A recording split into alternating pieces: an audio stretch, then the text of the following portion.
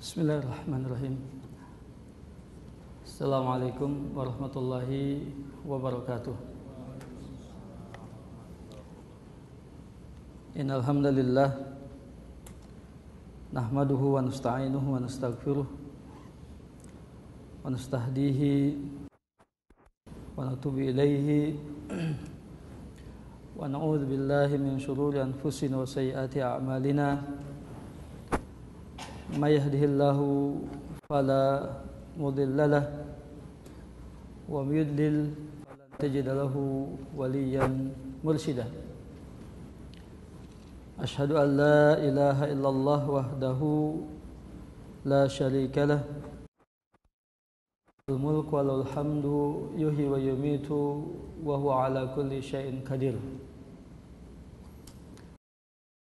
Tidak lupa selawat dan salam senantiasa kita limpahkan dan haturkan, kita curahkan kehadiran baginda Nabi Muhammad sallallahu alaihi wasallam beserta keluarga beliau, sahabat beliau dan umat beliau hingga akhir zaman. Ikhwan wa akhwat fillah rahimani wa rahimakumullah. Nabi sallallahu alaihi wasallam bersabda dalam hadis yang diriwayatkan Bukhari dan Muslim dari Abdullah bin Mas'ud radhiyallahu anhu, khairun nas qarni summa alladhina yalunahum thumma alladhina yalunahum.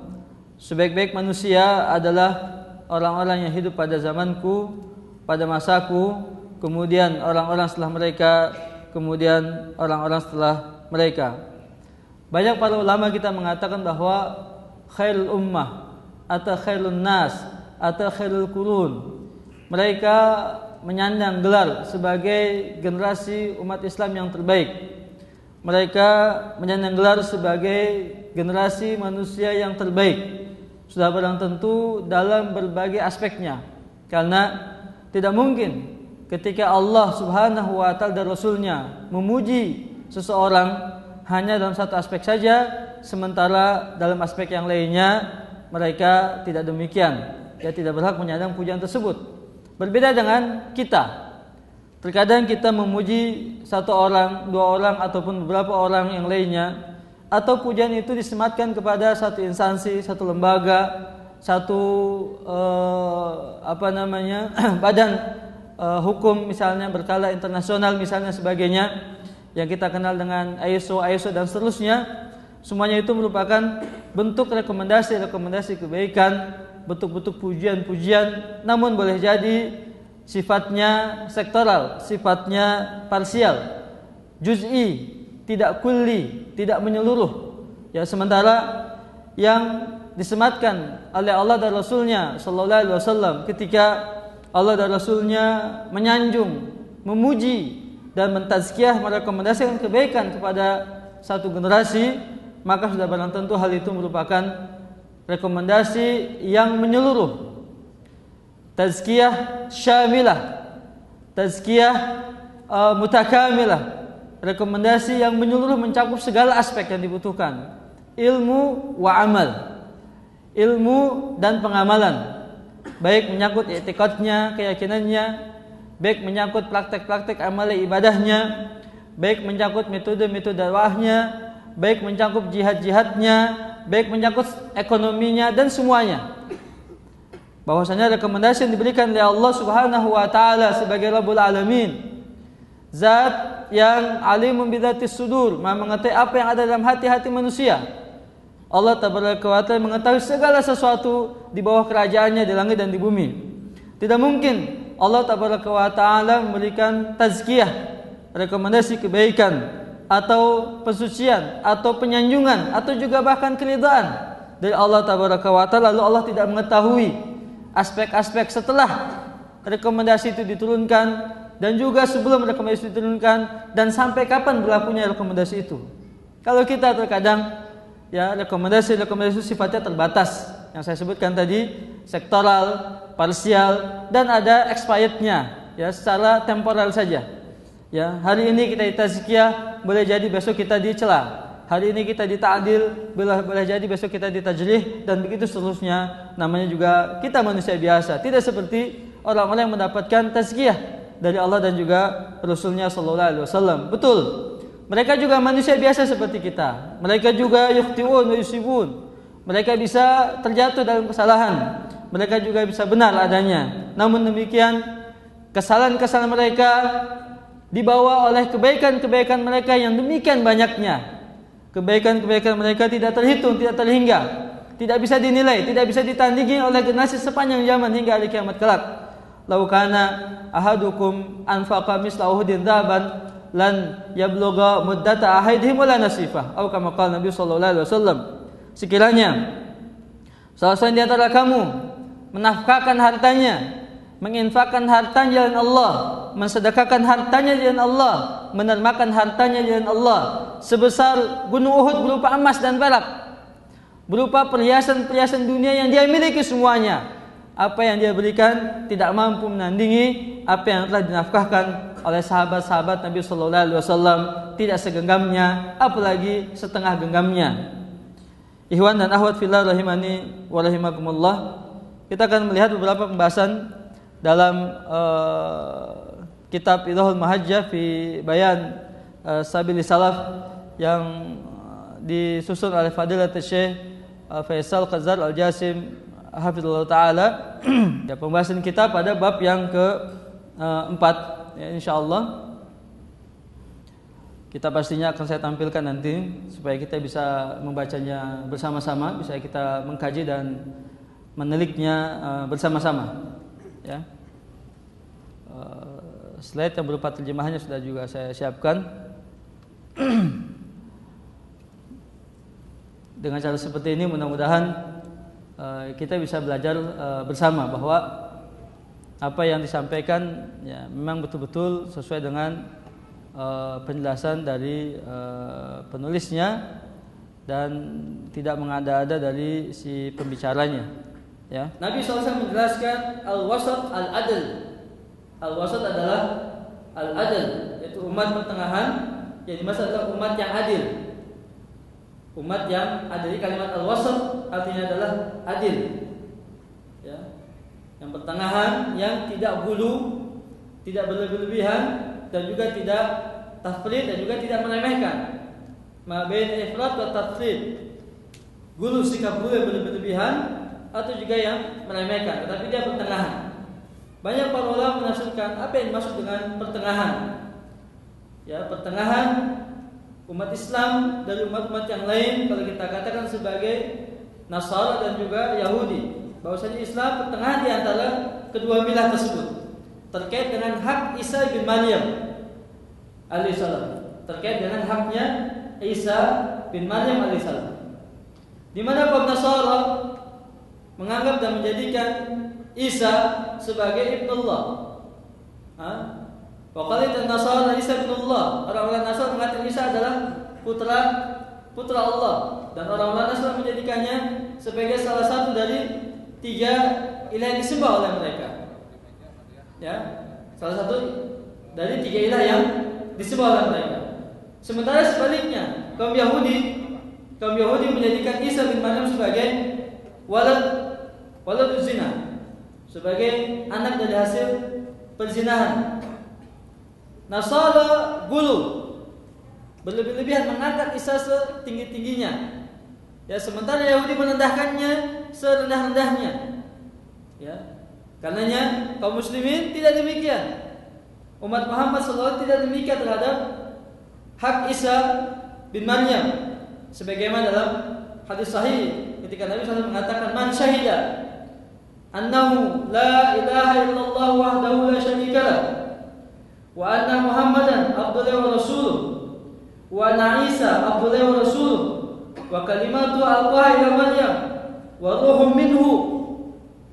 Ya, barang siapa yang menyaksikan bahwasanya tidak ada zat yang berhak disembah diibadahi dengan sebenarnya kecuali Allah semata, tidak ada sekutu baginya, dan bahwasanya Muhammad SAW adalah hamba dan rasulnya, dan bahwasanya Isa adalah hamba Allah dan juga rasulnya, wa kalimatu alqaha ila Maryam, dan kalimatnya yang diatipkan kepada Maryam, wa ruhum minhu, dan ruh darinya, wal jannatu haqqun wan nar haqqun adkhalahu Allahul jannah ala ma kana minal amal.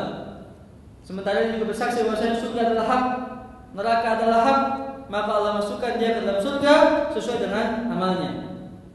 Jadi Ahlussunnah wabil khusus dan umat Islam secara umum terkait dengan hak Isa bin Maryam alaihissalam adalah bahwasanya Isa hamba Allah dan Rasulnya, dan kalimatnya yang dititipkan kepada Maryam dan roh darinya subhanahu wa ta'ala. Pertengahan adil terhadap hal tersebut. Sementara dalam maknanya yang khusus, kalimat antum wa kadzalika ja'alnakum adalah Ahlussunnah secara khusus, Ahlussunnah secara khusus. Di mana Ahlussunnah wal Jamaah pertengahan antara Qadariyah dan Jabariyah. Antara Qadariyah dan Jabariyah terkait dengan al-iman bil qadar. Al-iman bil qadar. Kaum Jabariyah mengatakan bahwasanya manusia tidak memiliki masyiah. Makhluk tidak memiliki kehendak.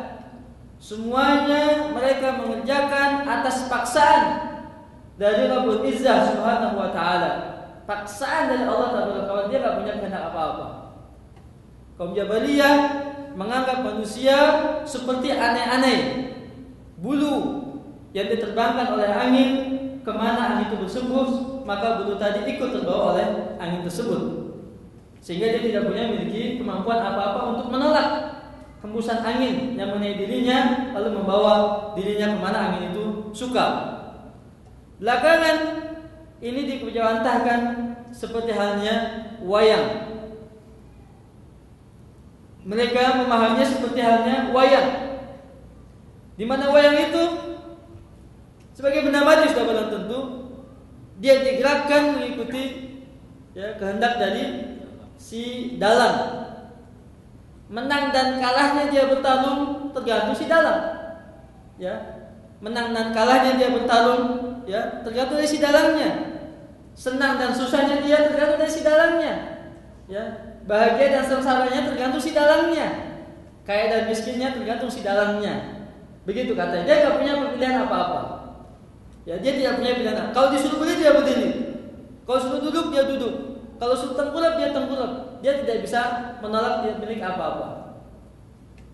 Itu kata kaum Jabariyah. Sementara kaum Qadariyah tidak demikian.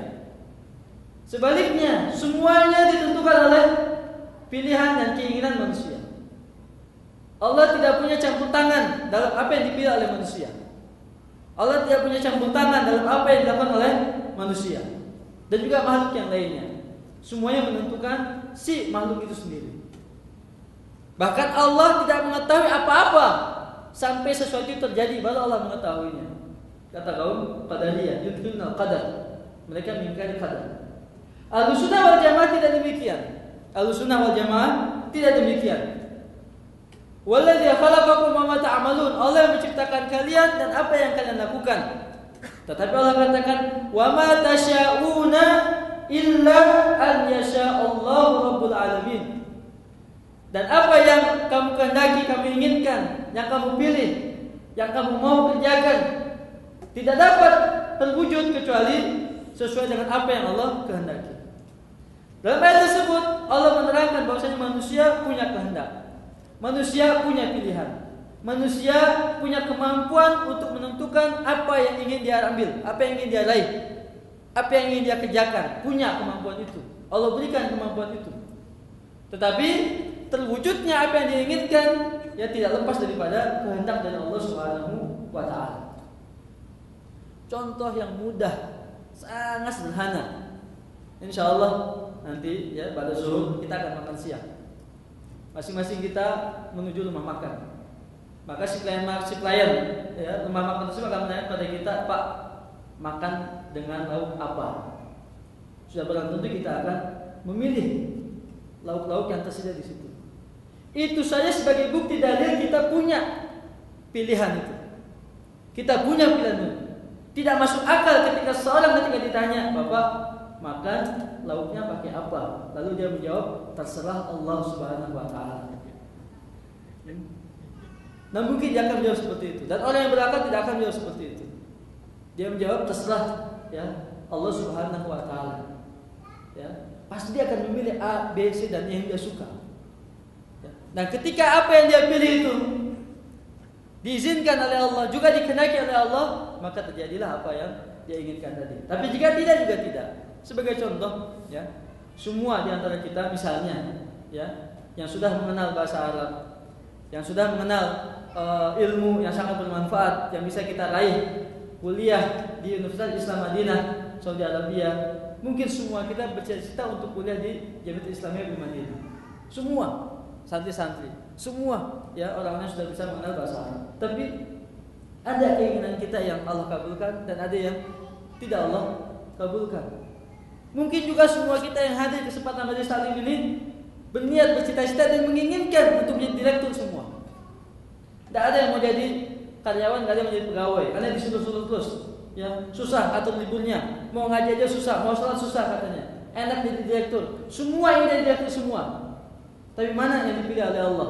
Siapa yang diinginkan oleh Allah tabaraka untuk jadi direktur, untuk jadi manajer, untuk jadi supervisor, untuk jadi tukang sapu, untuk jadi tukang ngetik, untuk ngirim surat, untuk sopir dan segala macamnya.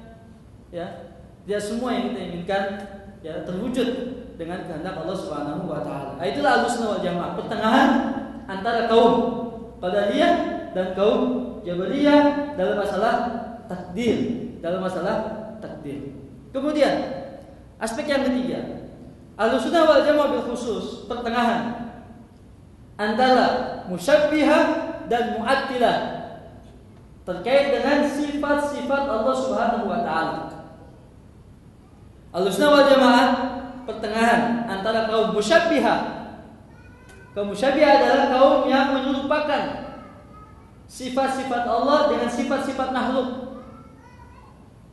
Menyerupakan sifat-sifat Allah dengan sifat-sifat makhluk, diserupakan.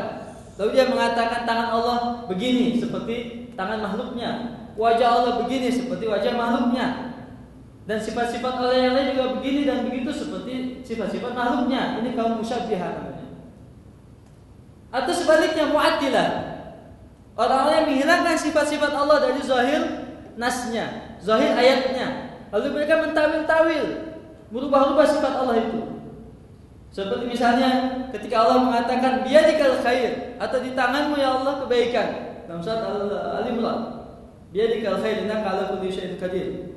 Bahwasanya bukan di tangan Allah artinya, yaitu kekuasaan Allah kebaikan itu, atau kehendak Allah kebaikan itu. Dia palingkan, dia rubah zahir makna kalimat tersebut, biyadika, tangan Allah dengan kekuasaannya, dengan kehendaknya. Dirubah maknanya dari makna asal zahir kalimatnya. Ya, dia hilangkan makna itu, kemudian dia ganti dengan makna yang lain.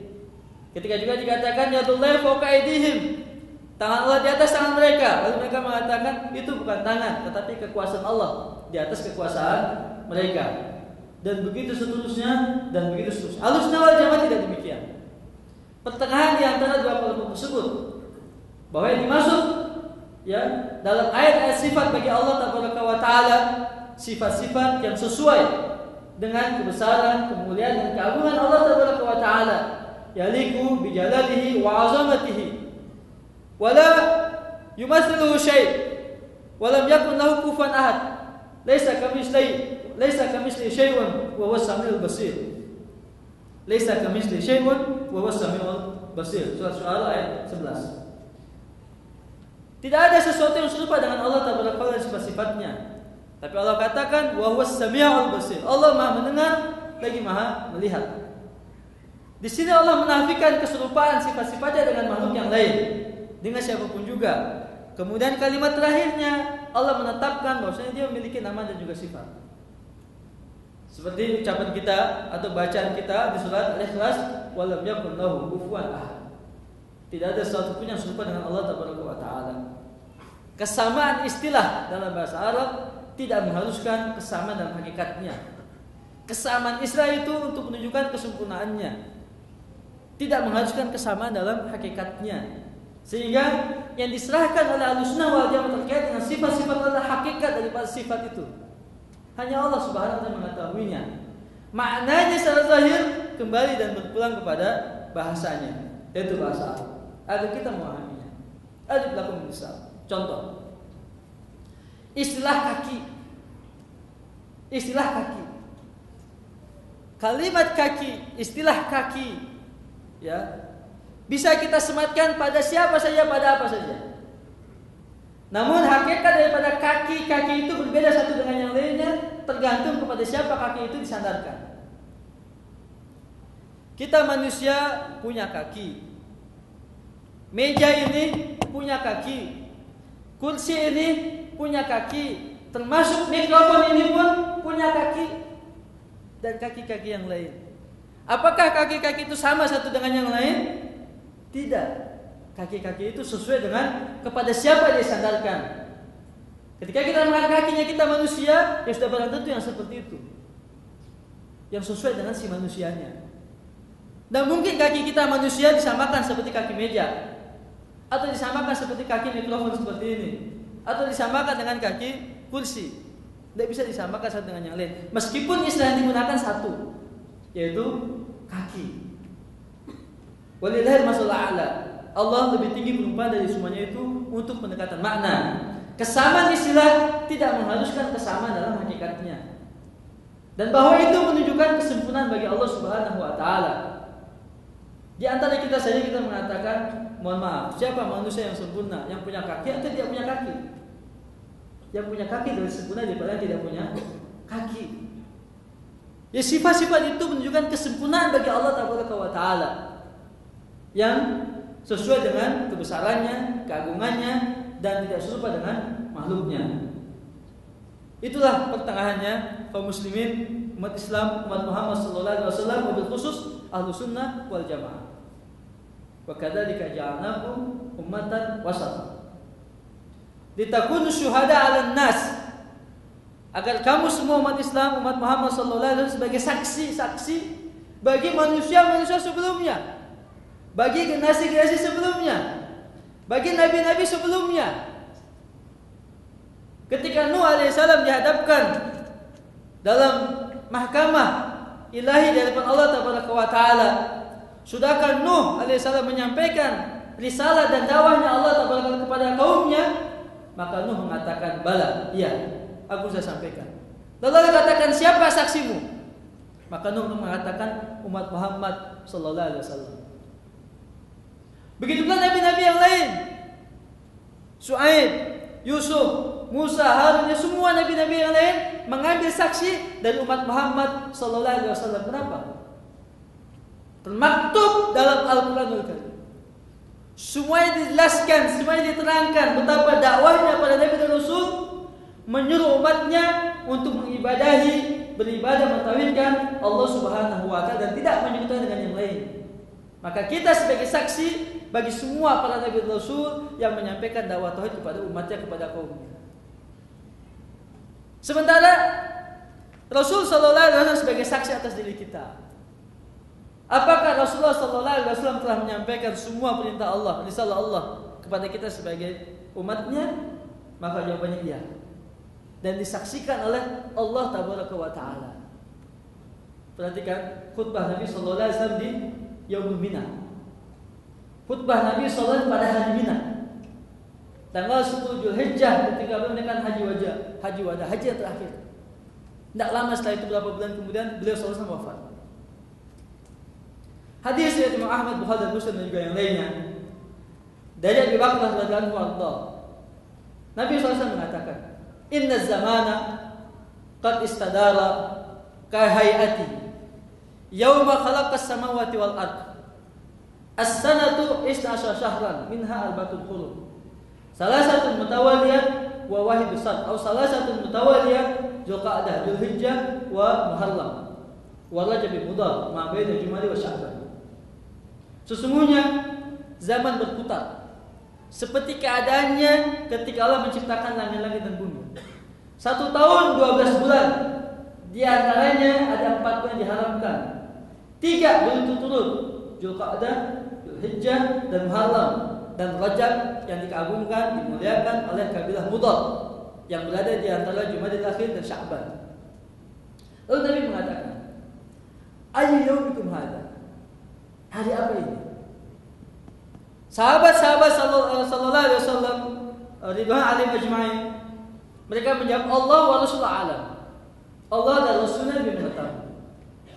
Fasakata, beliau diam sejenak. Hatta zananna annahu sayusammi bi ghairi ismih. Hingga kami menyangka beliau akan berikan nama hari itu dengan nama yang lain. Faqala Nabi sallallahu alaihi wasallam, "Alaysa yaumun nahar?" Bukankah hari ini adalah hari nahar? Hari penyembelihan hewan kurban, yaitu 10 Zulhijjah di Mina. Di Mina. Khutbah itu khutbah di Mina, bukan di Arafah.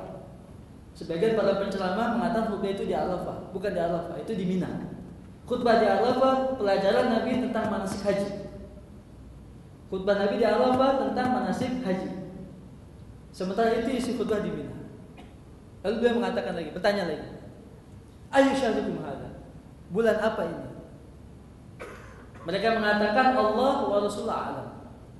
Fasakata hatta zananna annahu sayusammi bi ghairi ismi. Mereka mengatakan Allah dan Rasul lebih mengetahui. Beliau diam sejenak hingga kami menyangka beliau akan berikan nama dengan nama yang lain. Lalu beliau mengatakan, alaysa syahrul haram? Bukankah ini adalah bulan haram? Itu Zulhijjah, bulan yang diharamkan oleh Allah Taala. Qalu bala ya Rasul, ya Rasul. Beliau bertanya lagi, ayyu baladin hadza? Ini negeri apa? Mereka mengatakan Allah wa Rasulullah alam. Fasakata hatta zananna annahu sayusammi bi ghairi ismi. Beliau diam lagi sejenak hingga kami menyangka beliau akan berikan nama dengan nama yang lain.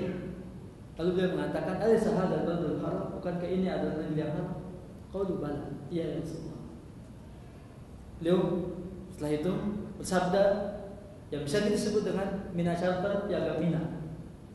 Beliau mengatakan, inna dima'akum wa amwalakum wa a'radakum haramun alaikum kahurmati yaumikum hadha fi syahrikum hadha fi baladikum hadha ala la tanju ba'di kufara yadribu ba'dukum ba'dha hatta talaqu rabbakum hal balagtu Allahumma syahad Allahumma syahad Allahumma syahad.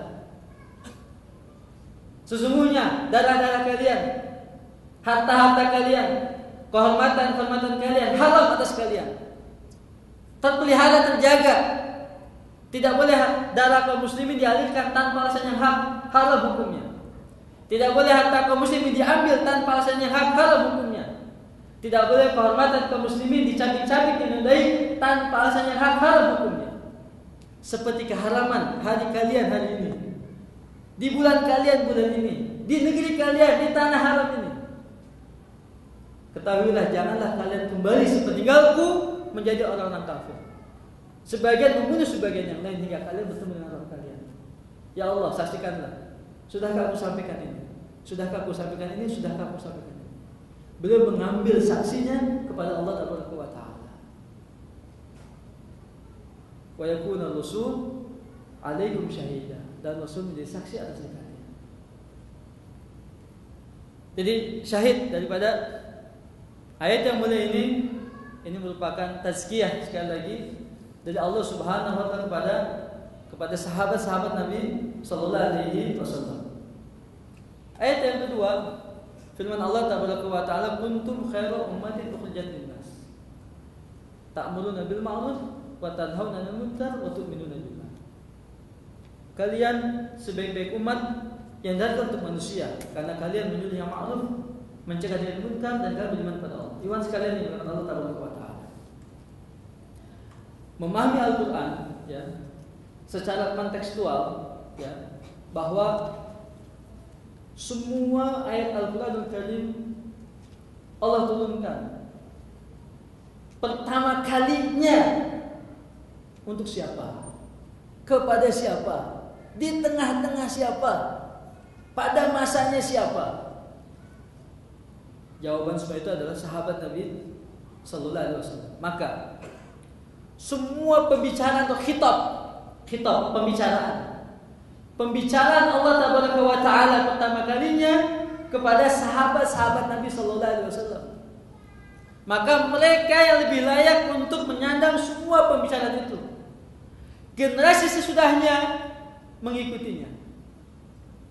Maka dalam disiplin ilmu ulumul Quran, ya, ada yang disebut dengan khitabul asli Kemudian yang kedua khitab tabai. Khitabul asli adalah khitab pembicaraan yang pertama kali kepada siapa pembicaraan itu ditujukan. Sementara yang kedua disebut tabai, yang mengikuti di belakangnya. Yang mengikuti di belakangnya.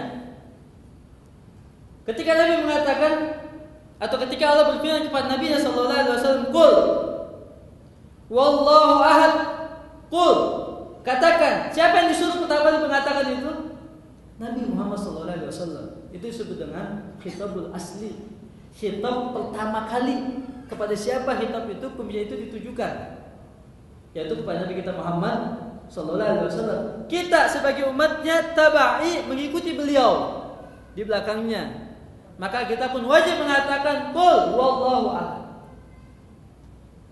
Dan begitu seterusnya. Ya. Jika ada kekhususan, keistimewaan, maka butuh dalil bahwasanya itu khusus bagi Nabi sallallahu alaihi wasallam. Itu khusus bagi Nabi sallallahu alaihi wasallam. Nah, ayat ini terkadang sebagian orang ya ingin nebeng. Sudah nebeng lalu menghilangkan pokoknya, asalnya. Ya, oh enggak, ayat itu bukan buat sahabat tapi buat semua umat Islam. Sepanjang generasi, sepanjang zaman. Betul, tidak salah. Tapi di mana sahabat? Mereka lebih berhak pertama kali untuk menyandang gelar tersebut. Jangan dilupakan itu. Jangan dilupakan itu. Mereka orang yang lebih layak untuk menyandang gelar tersebut ketimbang kita. Kita terikat dengan apa? Alladzina tabi'uhum bi ihsan. Was-sabiqunal awwalun minal muhajirin wal ansar walladzina tabauhum bi ihsan radhiyallahu anhum wa radu an. Orang-orang yang terdahulu lagi pertama-tama masuk Islam dari kalangan muhajirin dan ansar. Siapa mereka? Sahabat-sahabat Nabi sallallahu alaihi wasallam. Generasi sesudahnya terikat. Walladzina tabauhum bi ihsan. Dan orang yang mengikuti mereka, mengikuti sahabat bi ihsan, dengan baik, baru mendapatkan Allah ridha pada mereka dan mereka ridha pada Allah. Dia tidak perlu sok-sokan, ya. Oh itu untuk kita katanya. Lalu menyampingkan ke sahabat, bukan. Kita, iya itu untuk kita. Selama kita apa? Mengikuti mereka dengan baik. Ya, itu disebut dengan khitab asli dan khitab tabai. Berikutnya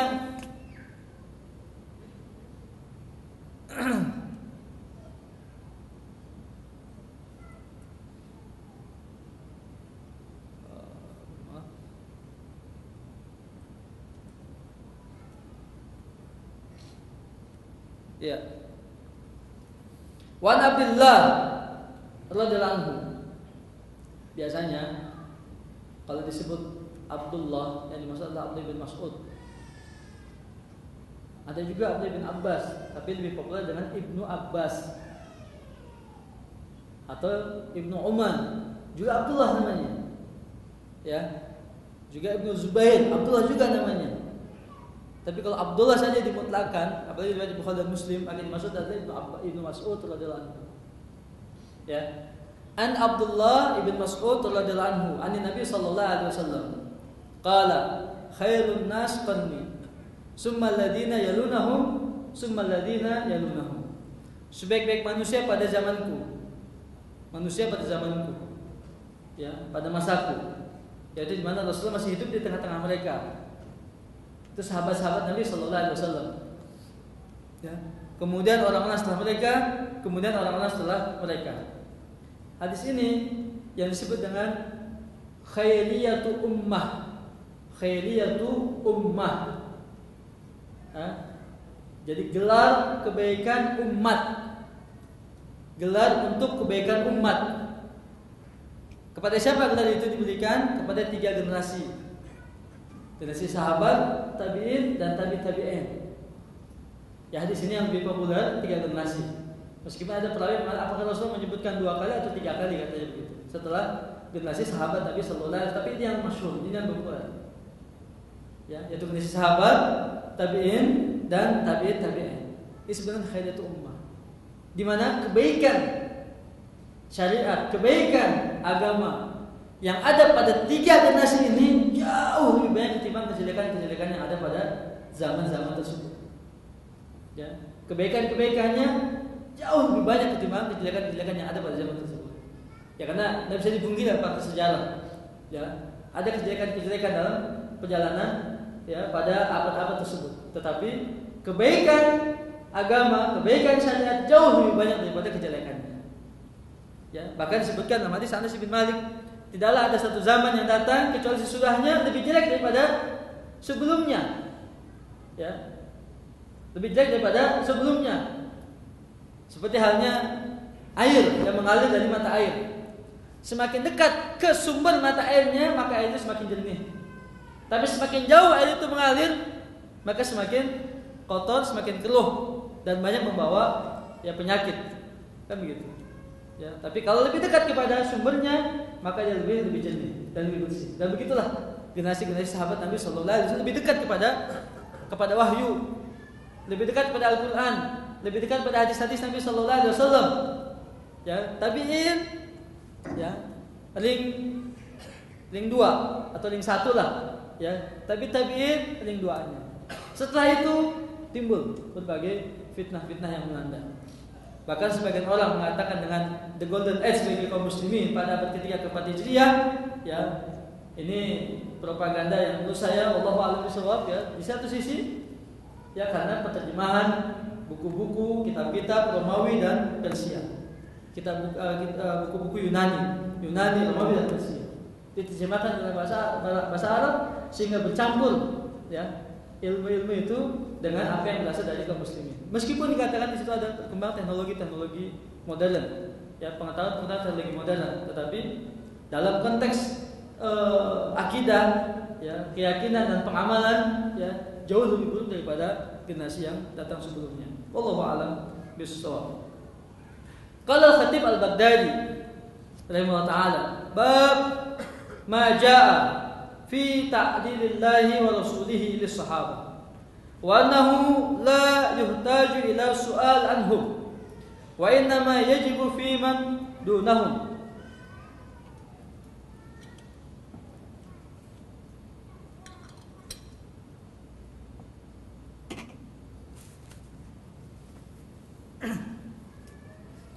Bab tentang apa yang disebutkan dalam hal ta'dil,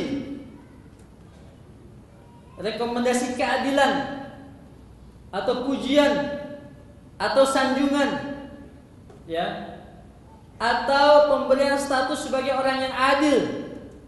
Itu kalimat ta'dil itu, ya, sanjungan, pujian, rekomendasi kebaikan, rekomendasi keadilan, atau ya pemberian gelar status sebagai orang-orang yang adil, ta'dil.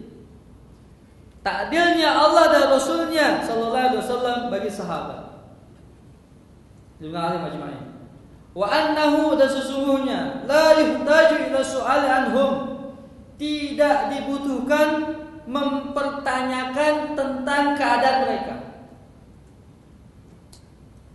Wa in ja'akum fasikum binaba'in fatabayyanu. Surat Al-Hujurat. Wa in ja'akum fasikum binaba'in fatabayyanu. Jika datang kepadamu orang fasik mau berita, fatabayyanu, tabayyun. Apa tabayyun itu? Check and recheck, ya. Tabayyun, tasabbut, betul atau tidak berita itu. Kenapa? Karena yang menyampaikan berita tersebut orang fasik. Wa in ja'akum fasikun, orang fasik.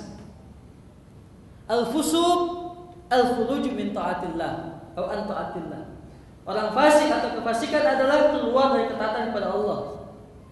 Orang yang sering bermaksiat, lebih banyak maksiatnya, lebih banyak dosanya, ya, menyandang gelar sebagai orang yang fasik.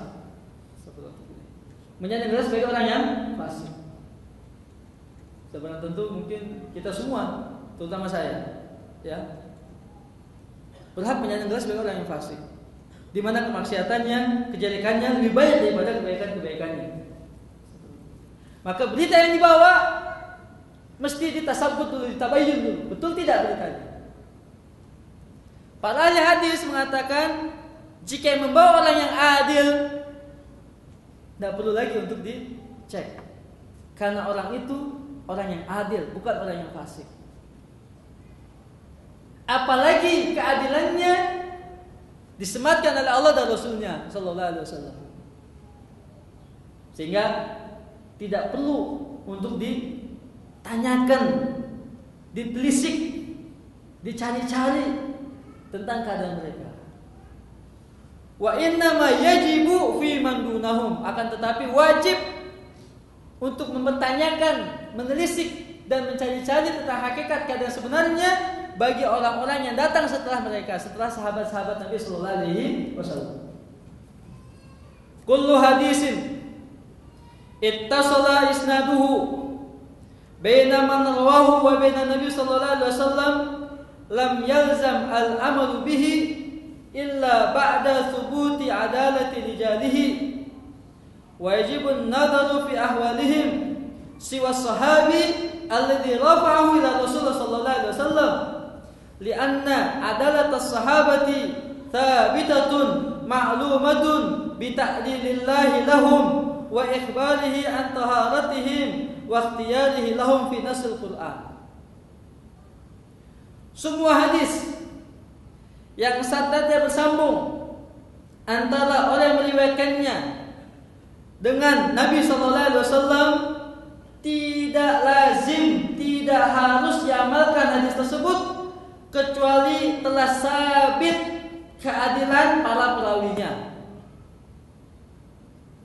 Jadi semua hadis itu tidak harus diamalkan, baik sebagai hujah ilmu pengetahuan atau sebagai hujah pengamalan atau sebagai hujah hukum, tidak harus, kecuali setelah sabit tetap keadilan para perawinya. Sanadnya nyambung, oke, sanadnya nyambung, tapi bagaimana keadaan dan kondisi para perawinya itu? Apakah orang-orang yang adil, orang-orang yang terpercaya, orang-orang yang thiqah, orang-orang yang perkataannya, periwayatannya bisa sebagai hujah, atau sebaliknya? Di sana ada orang yang pendusta, di sana ada orang yang munkirul hadis atau munkarul hadis, atau di sana ada orang yang tidak adil misalnya, ya, orang yang fasik, ahlul bid'ah dan sebagainya. Dilihat keadaan masing-masing perawinya. Setelah perawinya masing-masing ditelisik dan semuanya adil, sikah terpercaya, sanadnya sudah nyambung, barulah diamalkan. Semata-mata sanad nyambung, tidak harus ada pengamalan sampai ditelisik keadaan masing-masing perawinya. Yajib nazar fi ahwalihim, wajib untuk melihat keadaan mereka satu persatu. Siwa sahabi, kecuali sahabat yang tidak perlu. Berarti siapa nih? Ya, mulai dari zamannya tabi'in, zaman tabi'in, terus ke bawah lagi sampai mukhrijul hadis, sampai kepada imam-imam yang mengeluarkan hadis tersebut. Kecuali sahabat yang menaikkan hadis itu kepada Nabi sallallahu alaihi wasallam, dia tidak perlu ditelisik, tidak perlu diteliti. Jadi antum kalau dapatkan hadis misalnya an fulan an Abi Hurairah, Abu Hurairah nggak perlu, sudah langsung setelahnya jadi cari, dibahas, jadi diteliti, dan ditelisik tentang keadaan, ya, setelah Abu Hurairah, ya, an fulan an Ibnu Umar, bukan Ibnu Umar yang dicari, setelahnya, setelah Ibnu Umar itu dari generasi tabi'in dan seterusnya, itu yang ditelisik, itu yang dicari, ya, tentang keadaan mereka. Kenapa? Karena keadilan sahabat, statusnya sebagai orang yang adil bagi sahabat-sahabat Nabi sallallahu alaihi wasallam tsabitatun, telah tetap, sabit, telah kokoh, ma'lumatun, telah diketahui, bi ta'dilillahi lahum, ya, dengan takdilnya, perekomendasian keadilannya atau statusnya yang adil oleh Allah Ta'ala untuk mereka. Wa ikhbari an taharatihim, dan pemberitahuan Allah Ta'ala tentang kesucian mereka. Wa ikhbarihi lahum fi nasil Qur'an, dan juga pemberitahuan Allah Taala kepada mereka dalam nas Al-Qur'anul Karim. Fa min dzalika qauluhu ta'ala, di antaranya firman Allah Subhanahu wa taala, kuntum khairal ummatin ukhrijat lin-nas.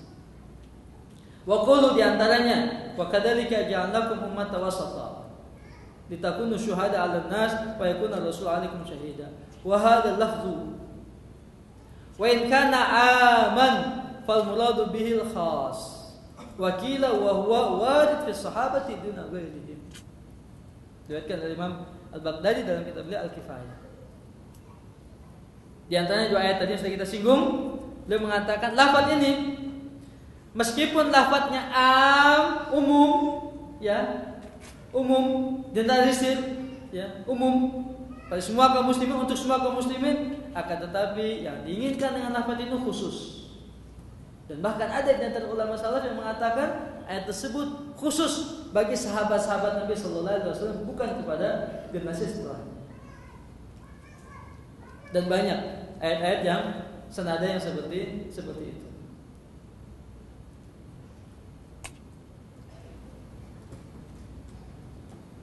Masail ini disebut dengan intisari atau kesimpulan atau kandungan dari pembahasan yang singkat tadi dengan dalil-dalilnya. Yang pertama, wasatiyat hadil ummah wa adalatu atbaiha hatta saru syuhada ala a'malin nasi wa aqaidihim.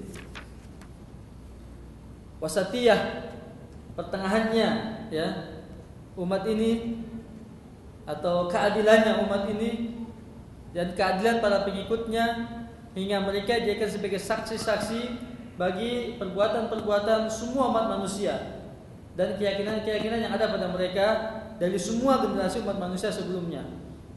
Yang kedua, khairiyatu hadil ummah wa tafdiluha ala sa'iril umam wa sahabatu ahaq hadil ummah bihadzal wasf. Kebaikan umat ini dan keutamaan umat ini dari umat-umat yang lain, yaitu umat Islam, umat Muhammad sallallahu alaihi wasallam. Dan sahabat adalah umat ini yang paling berhak menyandang gelar tersebut. Generasi umat ini yang paling berhak menyandang gelar tersebut sebagai khairul ummah, sebagai umat yang terbaik. Yang ketiga, bayan khairiyatus sahabah radhiyallahu alaihim ajma'in wa annaha 'amatun fi ababil khair bi itlaqil hadis. Penjelasan tentang kebaikan sahabat-sahabat Nabi sallallahu alaihi wasallam, bahwasanya hal itu merupakan atau sifat tersebut sifat yang umum, generalisir, mencakup, ya, semua pintu-pintu kebaikan karena kemutlakan hadis. Khairun nas qarni, kemutlakan hadis. Jadi ilmu wa amal, dalam ilmu dan dalam pengamalan, ya, kebaikan mereka dalam semua aspek. Kemudian yang keempat, as-sahabah ahaqun nas wa aulahum biwasfil wasatiyati wal khairiyah fa alaihim nazatil ayah wa hum al-mukhatabuna biha asalatan wa amma man jaa ba'dahum wa atba'uhum fa yulhiquhum taba'an.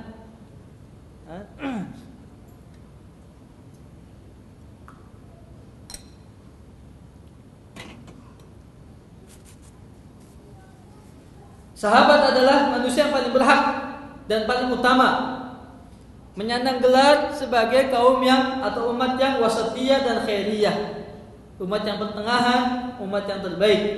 Para sahabat lebih berhak menyandang gelar tersebut karena ayat itu turun pada mereka, dan mereka lah orang yang pertama kali diajak bicara, atau pembicaraan itu khitab atau mukhatabah yang saya di awal tadi saya katakan, pertama kali turun pada mereka. Wa hum mukhatabuna biha asalatan, asalah asli, khitabul asli asalatan. Adapun orang-orang setelah mereka wa atba'uhum fa yulhiquhum taba'an, maka orang-orang yang datang setelahnya ngikut, ngebonceng generasi sahabat itu taba'an, ya, mengikut di belakangnya. Maka disyaratkan walladzina taba'uhum bi ihsan. Al-khamisah annahum in kanu khairun nas lazima ittiba'uhum. Sesungguhnya mereka, jika mereka disebut sebagai khairun nas, sebaik-baik manusia, maka kita harus mengikuti mereka.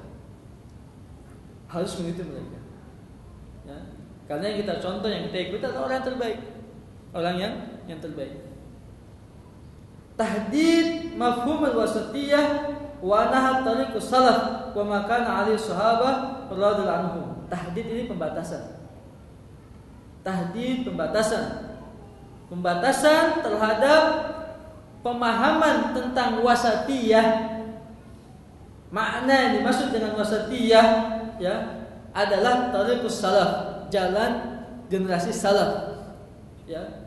Yang mana jalan itu adalah yang ditempuh oleh sahabat-sahabat Nabi sallallahu alaihi wasallam. Jadi, iwan sekali dengan Allah Subhanahu wa taala, nanti kita akan dapat di perkataan Syaikhul Islam Taimiyah rahimahullah, di mana sebagian orang belakangan ini alergi dengan istilah salaf, ya, yang sesungguhnya dia telah alergi dengan istilah yang dipakai oleh Allah Subhanahu wa taala sendiri dalam Al-Qur'anul Karim dan disebut oleh Nabi sallallahu alaihi wasallam dalam hadis-hadisnya. Jadi dia telah alergi dengan istilah yang disebutkan oleh Allah dan juga Rasulnya sallallahu alaihi wasallam. Allah gunakan istilah salaf dalam Al-Qur'anul Karim. Ya, Allah gunakan istilah salaf dalam Al-Qur'anul Karim untuk menunjukkan perbuatan yang sudah lalu atau generasi sudah lalu. Begitu pula dalam hadis Nabi sallallahu alaihi wasallam. Ya, perkataan Nabi sallallahu kepada Fatimah radhiyallahu anha, "Ni'mas salafu ana lak." Sebaik-baik salaf ya aku, sebaik-baik salaf untukmu adalah aku, kata Nabi sallallahu alaihi wasallam. Itu sebaik-baik orang yang mendahuluimu ya adalah aku. Perkataan Nabi sallallahu alaihi wasallam. Mendahului dalam hal apa? Dalam hal usia, dalam hal ilmu dan amal. Dalam masalah usia, dalam masalah ilmu dan amal. Nah, maka sebenarnya bapak kita ya adalah salafnya untuk kita sebenarnya. Secara bahasa. Apalagi dalam urusan agama. Ya, apa salahnya ketika dia mengatakan manhaj salaf yaitu manhajnya sahabat-sahabat Nabi sallallahu alaihi wasallam. Beberapa waktu yang lalu ada seorang jamaah pengajian menanyakan, Ustaz, saya pernah ditanya katanya oleh seorang penceramah, bagaimana sih hakikat manhaj salaf itu? Ya, teman ini mengatakan, ya itu manhajnya sahabat-sahabat Nabi sallallahu alaihi wasallam. Ya, kemudian si penceramah ini ya, mengatakan, nah, kemudian kalau sahabat berbeda pendapat ya, di antara mereka, apa sikap kamu katanya?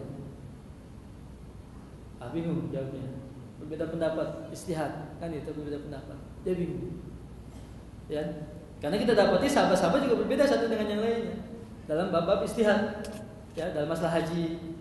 Ya, ada yang mendahulukan haji tamattu, ada juga mendahulukan haji qiran, ada haji ifrad misalnya. Begitu.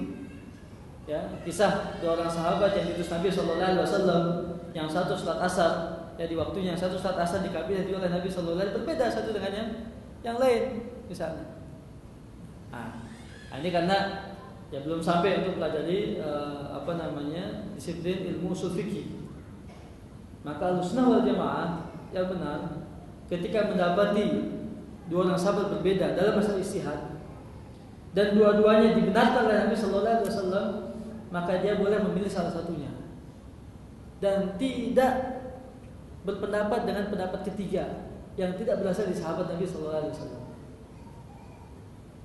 Jika dua-duanya sahih dan sabit ya dibenarkan oleh Nabi sallallahu alaihi wasallam, pilih salah satu.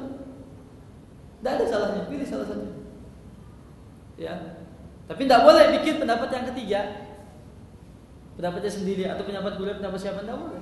Tidak boleh keluar dari pendapat sahabat Nabi sallallahu alaihi wasallam. Kemudian lihat yang paling dekat kepada kebenaran.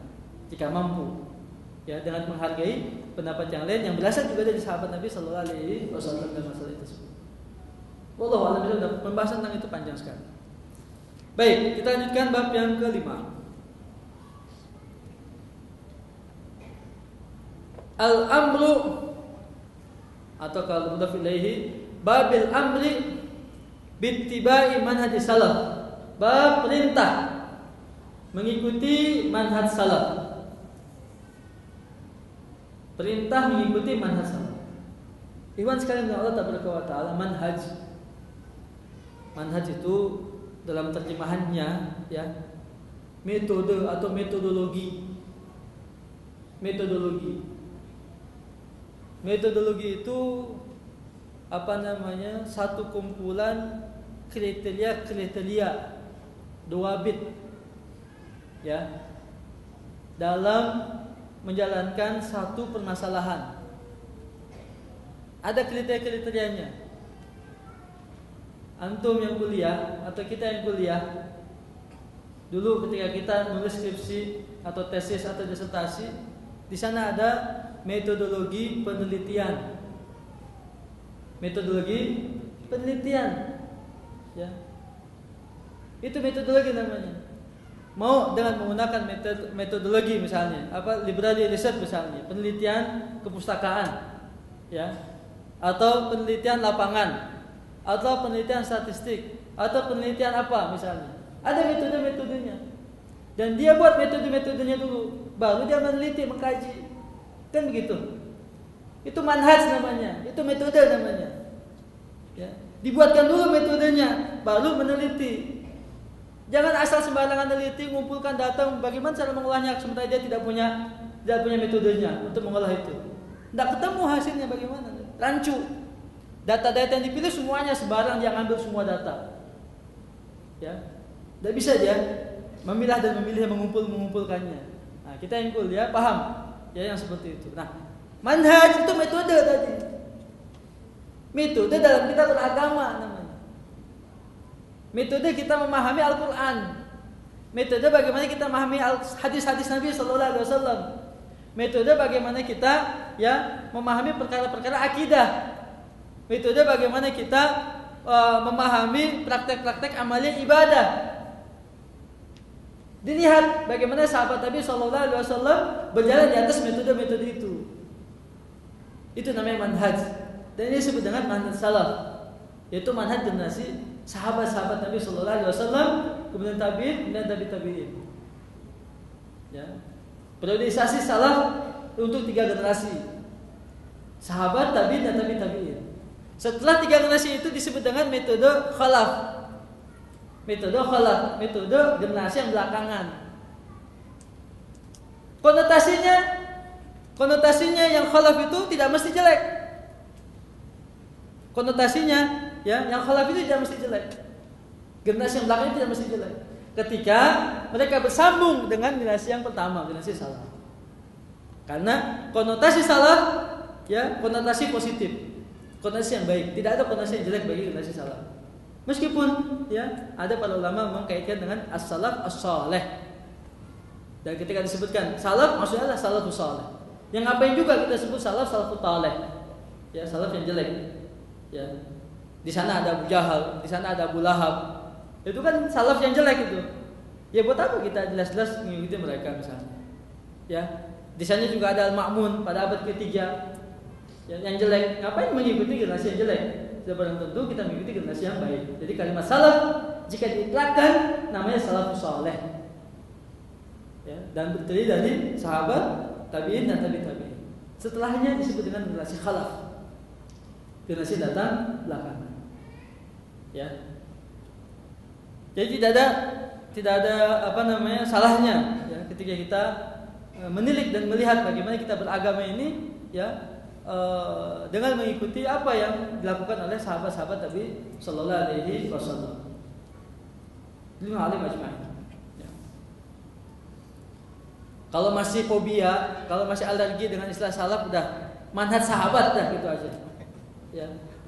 Kalau masih susah gitu kan, masih segan misalnya, masih gatal-gatal gitu untuk berbicara atau untuk mengakui misalnya saya di atas manhaj salaf. Masih geli gitu ya, masih gatal ngomong seperti itu, udah saya di atas manhaj sahabat gitu. Ya. Enak enggak kayak gitu? Lebih enak. Ya sudah enggak apa-apa, silakan pakai. Ya. Yang penting bagaimana kita beragama ini sesuai dengan dicontohkan oleh Nabi Sallallahu Alaihi Wasallam dan dilakukan oleh sahabat-sahabat Nabi Sallallahu Alaihi Wasallam. Ya. Baik, mudah-mudahan nanti juga sudah sembuh alerginya mudah-mudahan. Jadi bab ini ya, penulis mengatakan pada kita firman Allah Taala di surat At-Taubah ayat yang 100. A'udzubillahi minasyaitonir rajim. Was-sabiqunal awwalun minal muhajirin wal ansar walladzina tabauhum bi ihsan radhiyallahu anhum wa radu an Wa'adda lahum jannatin tajri tahtal anhar khalidina fiha abada dzalikal fawzul azim. Saya sering menggunakan istilah umat Muhammad yang lempeng, ya, yang lurus, yang lempeng, ya, yang benar. Itu 3. Umat Muhammad sallallahu alaihi wasallam, ya, yang lempeng, yang lurus, yang benar itu 3. Dilihat kita ada di mana. Dengan ayat ini kita ada di mana? Yang pertama, was-sabiqunal awwalun minal muhajirin. Orang-orang yang terdahulu lagi pertama-tama masuk Islam dari kalangan muhajirin. Jadi min di sini disebut dengan min al-bayan, untuk menjelaskan siapa sih mereka itu. As-sabiqunal awwal itu siapa sih mereka? Kalimatnya min, bayanan, penjelasan. Minal muhajirin, yang pertama muhajirin. Siapa muhajirin itu? Orang yang berhijrah dari Makkah ke Madinah, muhajirin. Ya. Hijrah dari Makkah ke Madinah. Namanya hijrah. Setelah Makkah dibuka, ditaklukkan atau futuh Makkah, tidak lagi hijrah. La hijrata ba'dal fathi. Tidak ada lagi hijrah dari Makkah ke Madinah setelah futuh Makkah. Kenapa? Karena Makkah sekarang sudah menjadi negeri Islam, kampung Islam, wilayah Islam, kota Islam. Tidak perlu lagi keluar dari Mekah setelah futuh Mekah. La hijrata ba'dal fathi wa innama an-niyat wal jihad. Tapi yang tetap ada adalah niat dan jihad. Ya. Hijrah muhajirin namanya. Kalau kita bukan muhajirin sebenarnya. Ya meskipun dari Jawa Tengah, Jawa Timur, dari mana ya? Dari Sulawesi, Kalimantan, semua numpuk di Jakarta semua. Berhijrah kemana? Ke Jakarta. Bukan hijrah ke Jakarta. Justru sebaliknya, kalau lebaran kita ya sering pulang kampung lagi, mudik, maka lebih layak disebut dengan mudikin, ya, bukan muhajirin, ya. Apa? Orang-orang yang mudik, ya, gitu, ya. Iya, itu yang pertama, kaum muhajirin. Yang kedua, al-ansar. Siapa ansar ini? Sahabat yang berada di Mekah, yang berada di Mekah, di Madinah. Sahabat yang berada di Madinah, ya, yang membela, yang membantu, ya, kaum muhajirin yang berhijrah pada mereka, yang menyediakan semua keperluan mereka. Dan Nabi SAW lebih mencintai Ansar, dan bahwa mencintai Ansar bagian daripada keimanan. Subhanallah. Ya, lihat, Nabi orang Quraisy, orang Mekah, tapi lebih mencintai kaum Ansar. Ya, bahkan Nabi di hadisnya mengkaitkan antara kemunafikan dan keimanan dengan cinta dan bencinya kepada kaum Ansar. Tidak ada orang yang mencintai kaum Ansar kecuali dia beriman, dan tidak membenci kaum Ansar kecuali dia orang munafik. Subhanallah. Dan Nabi lebih mencintai kaum Ansar, ya, yaitu orang-orang yang berada di Madinah. 2. Setelah itu siapa yang ketiga? Tidak ada yang lain. Walladzina tabauhum bi ihsan.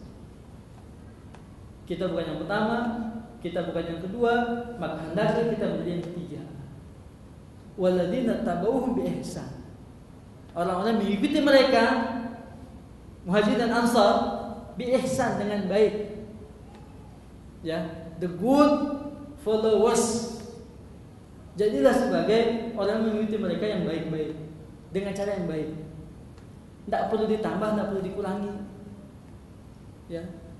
Cara ittiba bil ihsan begitu. Mengikuti dengan cara yang baik, tidak perlu ditambah, tidak perlu dikurangi. Apalagi agama sudah sempurna. Al-yawma akmaltu lakum dinakum, sempurna. Yang namanya sempurna, la yahtad la ziyadah wa la nuqsan, tidak perlu. Dia tidak membutuhkan penambahan apalagi pengurangan. Imam Malik rahimahullah pernah mengatakan itu. Ya. Man za'ama Au man zada syai'an fid din au naqasa minhu faqad za'ama bi anna Muhammad sallallahu alaihi wasallam khana risalah. Barang siapa menambah sesuatu dalam agama atau mengurangi darinya sesuatu yang lain, dia telah menuduh secara langsung atau tidak langsung Muhammad sallallahu alaihi wasallam berkhianat kepada risalah, mengkhianati risalah. Karena yang namanya sempurna itu tinggal dijalankan, tinggal diamalkan. Kalau dia nambah sesuatu, berarti tidak sempurna dong. Sehingga dia perlu ditambah, kurang, tidak sempurna sehingga perlu ditambah. Atau mengurangi sedikit, berarti ada kelebihan nih, dikurangi sedikit, katanya. Ya. Kelebihan, tidak sempurna, perlu dikurangi. Maka orang yang seperti itu berarti telah mengkhianati, ya, atau menganggap bahwasanya Muhammad sallallahu alaihi wasallam mengkhianati risalah. Ya, hati-hati nih Pak. Ini berat ini ternyata konsekuensinya. Menambah sesuatu dalam agama, ya, man ahdasa fi amrina hadza ma laysa minhu fa huwa raddun. Siapa yang membuat sesuatu, menambah-nambah sesuatu yang tidak ada perintahnya dalam urusan kita ini, dalam urusan agama ini, tertolak. Ya, ihdatsu syai' itu menambah sesuatu yang baru dalam agama. Ya, ihdatsu syai' tertolak. Atau menguranginya. Ya. Seperti misalnya tokoh liberal Indonesia juga pernah mengatakan bahwasanya ya Al-Quran itu buku dongeng, nggak jelas ceritanya, kebenaran ceritanya, dongeng. Mana ada orang yang hidup 309 tahun, ya salah sunnah wa yazidu tis'ah, hidup 309 tahun, ya di goa lagi, nggak makan nggak minum. Ya. Kalau kita aja piknik ya seminggu bawa bekal. Ya ini 309 tahun nggak makan nggak minum tinggal di goa. Goanya juga di mana nggak ketahuan, ini dongeng. Ya tidak jelas katanya. Ya itu ceritanya siapa? Ashabul Kahfi. Ya. Dan juga ada kisahnya misalnya Ashabul Al-Ars. Ya. Jadi seorang yang berkunjung pada satu kampung, ya, kemudian dia dan juga kudanya diwafatkan dalam beberapa, kemudian Allah bangkitkan lagi, Allah hidupkan lagi kuda-kudanya berbuat tulang-tulang tersebut. Ya, dongengan katanya. Ya. Jadi semua cerita kalau begitu dihapus. Kalau begitu menurut dia nih, keinginan dia, semua cerita-cerita dongeng Al-Quran yang nggak jelas itu dihapus. Dah. Hukum waris 1/2 laki-laki nggak cocok zaman sekarang, dihapus lagi. Ya, hukum riba. Ya hukum riba juga itu mah riba dulu, yang jarang riba adafan mudha'afah, riba zulm. Kalau sekarang nggak ada lagi riba zulm katanya, semua ridho sama ridho katanya. Dan juga nisbahnya cuma sedikit 1%, ya atau 0,sekian %. Jadi ayat riba itu sudah tidak relevan lagi, dihapus lagi ayat riba. Apalagi misalnya saksi, ya 1 laki-laki 2 orang perempuan. Ya berarti diskriminatif pada perempuan nih, dihapus lagi itu ayat Al-Quran. Walhasil semua dihafal Al-Quran tinggal 1 juz. Ya. Dari 30 juz Al-Quran tinggal 1 juz kalau begitu. Semua yang dihapus sama dia. Ya. Tidak lain, tidak bukan kepada apa? Juhud, ingkar kepada kebenaran Al-Quran itu. Ini, ya. Jadi yang namanya sempurna tidak perlu ditambah, apalagi dikurang-kurangi. Jadi kaum liberal dengan seperti itu, ingin menguranginya. Dengan mengatakan jilbab itu adalah budaya Arab. Islam yes, Arab no katanya. Gitu. Ya. Ini bukan Islamisasi tapi Arabisasi katanya. Ya. Maka baca Al-Qurannya kita ambil, bacaannya nggak perlu ikuti orang Arab bacaannya. Ya, terserah pakai nagom apa saja. Ya, nagom syarawa misalnya, ya. Nagom ini itu segala macam, lihat baca Al-Quran seperti itu. Itu tidak benar itu. Tidak benar seperti itu, ya. Alergi dengan yang seperti itu. Ya, ingin mengurangi, ya, dari agama ini. Berarti dia telah menuduh langsung tidak langsung, sadar tidak sadar, tahu tidak tahu, pintar ataupun bodoh, ya, dia telah menuduh bahasanya Muhammad SAW mengkhianati risalah Allah Taala. Dan itu azim, sangat besar tuduhan tersebut di sisi Allah Subhanahu wa Ta'ala. Jadi 3 generasi atau 3 umat Muhammad sallallahu alaihi wasallam yang lempeng, yang lurus, yang benar. Kaum Muhajirin, kaum Ansar, dan orang yang mengikuti mereka dengan baik. Tidak menambah dan tidak mengurangi dari apa agama ini, tinggal menjalankannya. Sebatas kemampuan taufik dari Allah yang dimudahkan untuknya menjalankan. Kata Nabi sallallahu alaihi wasallam, "Wa idza nahitukum an syai'in fastanibuh. Wa idza amartukum bihi fa'tu minhu mastata'tum." Jika aku larang kalian dari sesuatu, tinggalkan. Larangan tinggalkan. Kalau sudah tinggalkan Muhammad semuanya. Jangan bilang enggak sanggup, dikit aja misalnya, enggak. Semua larangan ditinggalkan. Wa idza amartukum bihi fa'tu minhu mastata'tum. Jika kalian aku perintahkan dengan sesuatu, laksanakan sebatas kemampuan kalian. Kemampuan, kemudahan, pertolongan diberikan Allah Subhanahu wa taala pada kita untuk mengerjakannya. Ya. Iya, apa balasannya? Radhiyallahu anhum wa radu'an. Jadi, ya, Allah ridha pada mereka dan mereka ridha pada Allah. Wa'adda lahum jannatin tajri tahtal anhar khalidina fiha abada zalikal fawzul azim. Allah sediakan untuk mereka surga-surga mengalir di bawahnya sungai-sungai, mereka kekal di dalam yang selama-lamanya. Demikianlah keberuntungan yang sangat besar. Yaitu keutamaannya. Ya. Jadi ini disebut dengan khobar. Ayat khobar. Berita, informasi bahwasanya orang-orang yang dahulu masuk Islam, pertama masuk Islam, yaitu mereka adalah muhajirin, yaitu mereka adalah ansor, yaitu orang-orang yang mengikuti mereka dengan baik. Ini kan berita semua nih, berita, khobar namanya. Wal muradu bihil amr, tetapi yang diinginkan darinya perintah. Bukan cuma sekedar khobar saja, berita saja, tapi perintah untuk mengikutinya supaya kita mendapatkan apa yang telah diberikan oleh Allah kepada mereka. Apakah cukup sudah tahu ya sudah. Berita, itu berita informasi ya sudah tahu saya, sudah tahu. Apakah begitu cukup sampai di situ, berhenti di situ? Tidak. Tapi apa maksudnya? Al-khabar muradu bihi al-amr.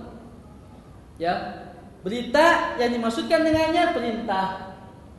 Perintah ya untuk mengikuti ya generasi mereka. Begitu. Lalu Allah juga berfirman di ayat yang lain, ya. Ayat yang kedua surat Al-Baqarah 137, a'udzubillahi minasyaitonir rajim, fa in amanu bimisli ma amantu bihi faqad ihtadaw. Wa in tawallaw fa innama hum fi shiqaq. Ayat ini terkait dengan Bani Israil atau Yahudi. Jika mereka beriman, fa in amanu, jika mereka beriman, yaitu orang-orang Ahlul Kitab, ya. Bimisli ma amantu bihi, seperti apa yang kamu beriman kepadanya, faqad ihtadaw, sungguh mereka telah mendapatkan petunjuk dan hidayah. Wa in tawallaw, apabila mereka berpaling, fa innama hum fi shiqaq, dan sesungguhnya mereka berada dalam pertikaian, perpecahan. Ayat ini terkait dengan Ahlul Kitab, ya, di mana diperintahkan ya agar mereka beriman seperti berimannya sahabat-sahabat Nabi Sallallahu Alaihi Wasallam kepada apa yang datang, yang dibawa oleh Nabi Muhammad Sallallahu Alaihi Wasallam. Di ayat yang lain Allah berfirman, "Wa man yushakkikir rasul min ba'di ma tabayyana lahu huda wa yattabi' ghayra sabilil mu'minin nuwallihi ma tawalla wa nuslihi jahannam wa sa'at masira." Barang siapa yang mendurhakai Rasul setelah jelas kepadanya petunjuk, lalu mengikuti selain jalannya orang yang beriman, kami biarkan dia kepada sesuatu yang menguasainya, dan kami lemparkan dia ke dalam jahanam, dan jahanam itu seburuk-buruk tempat kembali. Sekali lagi ayatnya juga khabar, berita tentang orang-orang yang durhaka kepada Rasul, menyelisih perintah Rasul Sallallahu Alaihi Wasallam, dan berita tentang orang-orang yang mengikuti jalan selain jalannya Rasulullah dan sahabat-sahabatnya. Peradaban majma'in, bahwasanya mereka akan dikuasai oleh kesesatan yang menguasai mereka, dan bahwasanya mereka akan dilemparkan ke jahanam. Sekali lagi itu berita. Wal muradu bihi nahi, berarti yang dimaksud dengannya larangan, supaya kita tidak seperti mereka, supaya kita tidak seperti orang yang mendurhakai Rasul, dan agar kita tidak seperti mereka yang mengikuti jalan selain jalannya Rasulullah dan sahabat-sahabatnya. Larangan. Ya.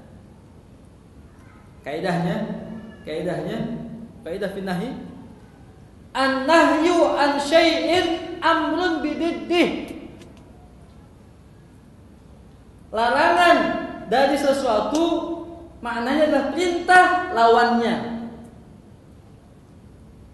Disebutkan oleh Fadilatul Syekh Rahman As-Sa'di rahimahullah di antara sela-sela tafsir beliau di Tafsir Kalimur Rahman. An-nahyu an syai'in amrun bididdihi. Ya. larangan dari sesuatu, berarti perintah lawan larangan tersebut.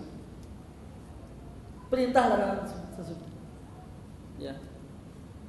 Baca surat Al-An'am ayat 36. Ya. Atau 151. Surat An-Nisa 151 ya. 152 153. Yang disebut dengan the 10 of commandment.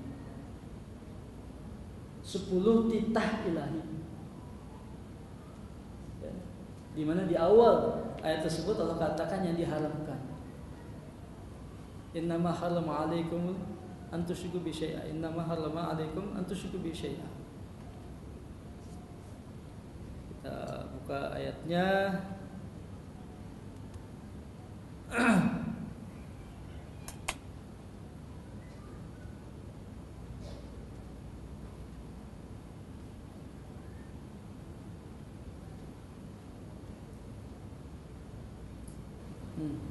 Allahumma shalli Muhammad.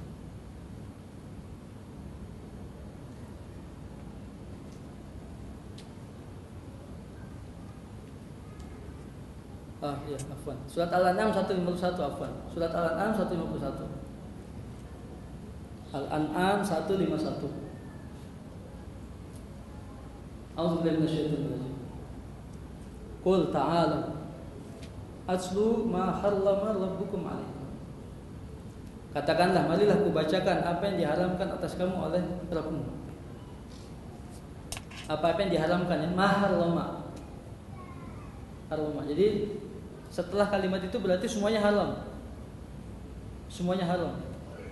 Setelah kalimat tersebut, aku bacakan kepadamu apa yang diharamkan oleh Rabbmu. Tapi lihat, perhatikan dari 10 itu mana dengan lafaz larangan dan mana dengan lafaz perintah. Nanti kita lihat. Yang pertama, Allah tusyriku bihi syai'a. Haraman yang pertama, larangan yang pertama, ya, jangan menyekutukan Allah dengan larangan syirik. Larangan berbuat syirik. Tapi yang kedua, wabil walidaini ihsana. Berbuat baik kepada kedua orang tua. Itu dilarang atau diperintah? Diperintah. Loh, katanya tadi di awal diharamkan. Ya kan? Nah, maka apa yang diharamkan? Kebalikan dari perintah itu, yaitu durhaka kepada kedua orang tua. Berarti antara perintah dan larangan bisa dipahami secara, ya, lawannya, kontradiktifnya. Para ulama kita menjelaskan ketika memasukkan ayat ini, yang dimaksud dengan keharaman di situ adalah pertama sekali, poin nomor satunya berupa keharaman. Maka menggunakan istilah yang diharamkan karena poin pertamanya diharamkan. Itu satu maknanya. Atau yang kedua, ya, sebagian besar isinya 6 perkara diharamkan, 4-nya diperintahkan. Maka yang diharamkan kebalikan dari 4 yang diperintahkan itu. Ya. Atau yang ketiga, jika ada perintah-perintah yang baik di dalamnya, maka kebalikannya itulah yang diharamkan. Jadilah 10 itu pertama yang diharamkan. Lawannya adalah kebaikan, ketaatan. Begitu memahaminya. Ya. Jadi yang pertama keharaman syirik. Keharaman durhaka kepada kedua orang tua. Nah, keharaman syirik, diharamkan syirik, dilarang untuk berbuat syirik, maka apa yang diperintahkan? Tauhid wa'budullah. Perintah itu, ya, yang didahulukan, dikedepankan, atau lawan daripada larangan tersebut. Ya. Maka an-nahyu an syai'in amrun bididdihi. Maka sama dengan ayat ini pemahamannya. Ayat ini, ya, wa may yushakkikir rasul tadi yang kita baca tadi, ya, barang siapa yang durhaka kepada Rasul, kemudian setelah jelas petunjuk baginya lalu mengikuti jalan selain jalannya orang-orang yang beriman, ya. Ini adalah berita tapi maksudnya larangan. Kalau larangan berarti maksud yang sebenarnya adalah kebalikan daripada itu. Berarti dia tidak boleh durhaka kepada Rasul dan tidak boleh menyelisih jalannya orang yang beriman. Ya. Mudah-mudahan bisa dipahami penjelasan saya. Baik, kita cepatkan.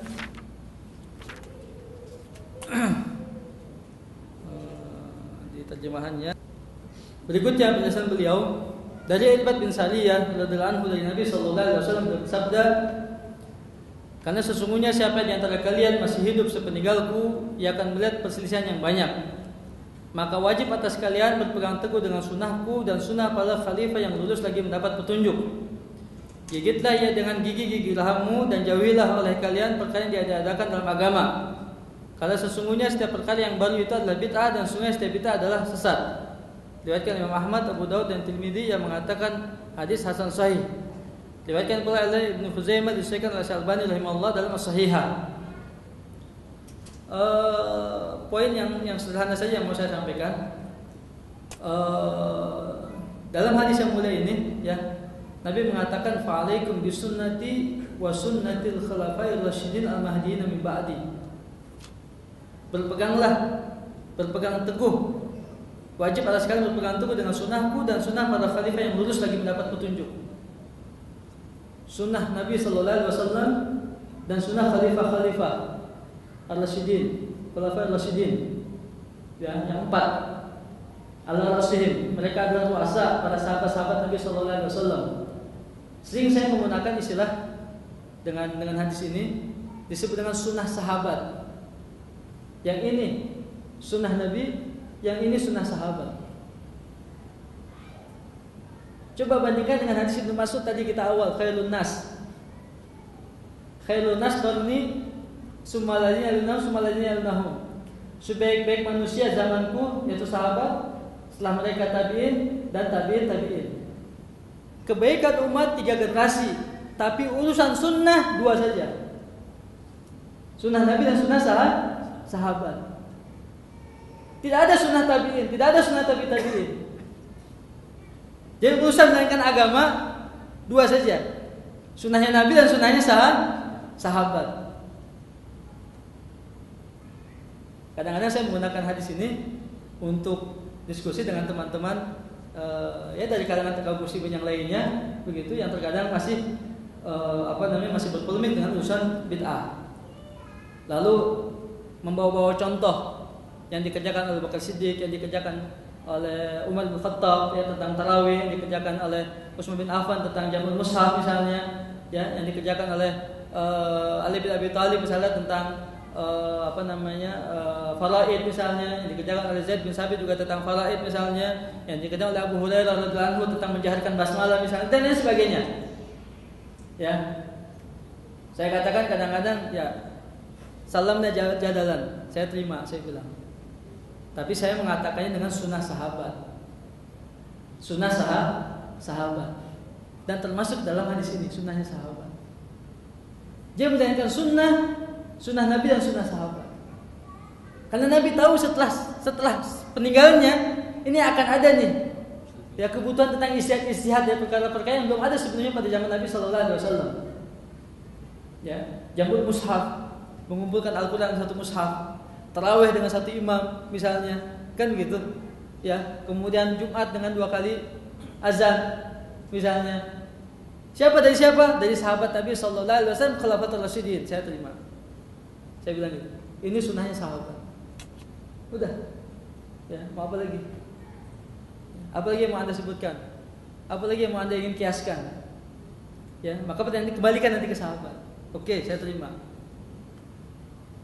Kita lari dengan istilah bid'ah, tapi kita sebut dengan sunnah sahabat. Oke. Itu bukan bid'ah. Oke, itu sunnah sahabat. Gitu. Ya, azan 2 kali sunnahnya sahabat Utsman. Mengumpulkan mushaf, Al-Qur'an 1 mushaf sunnahnya Utsman bin Affan juga. Tarawih dengan 1 imam sunnahnya Umar bin Khattab radhiyallahu anhu. Misalnya, ya, mengutus pasukan untuk memerangi orang-orang murtad sunnahnya Abu Bakar Siddiq radhiyallahu anhu.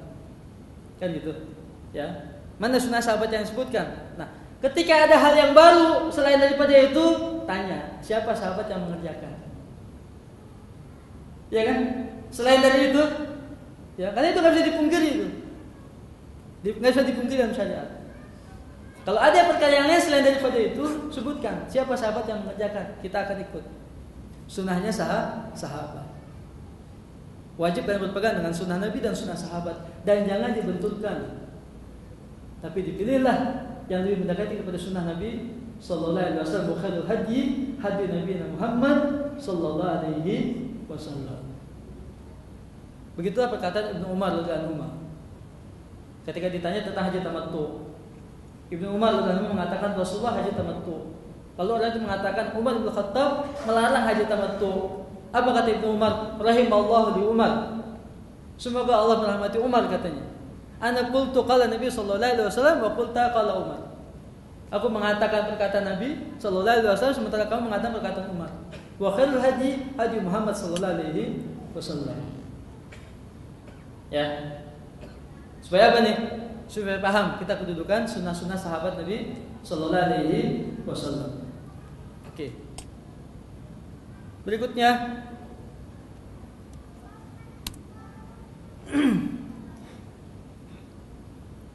dari Abu Waqid Al-Laitsi bahwasanya pada suatu hari Rasulullah sallallahu alaihi wasallam bersabda, sesungguhnya akan terjadi sebuah fitnah. Pada saat bertanya, lalu bagaimana keadaan kami wahai Rasulullah? Apa yang harus kami lakukan? Beliau bersabda, tarji'una ila amrikum al-awwal. Kembalilah kalian semua kepada urusan kami yang pertama. Ya, kembalilah kalian semua kepada urusan kami yang pertama. Yaitu yang dijalankan oleh beliau sallallahu alaihi wasallam dan sahabat-sahabatnya sallallahu alaihi wasallam sebagai perkataan Malik, Imam Malik bin Anas rahimahullah. Lan yasluha amru hadhil ummah illa ma saluha bihi awwaluha. Tidak akan baik urusan umat ini kecuali dengan sesuatu yang telah membuat baik generasi pertamanya. Apa kata beliau rahimahullah taala? Maka dinan hina idin yakunu dinan al-yawm. Wa ma lam yakun dinan hina idin lam yakun al-yawm.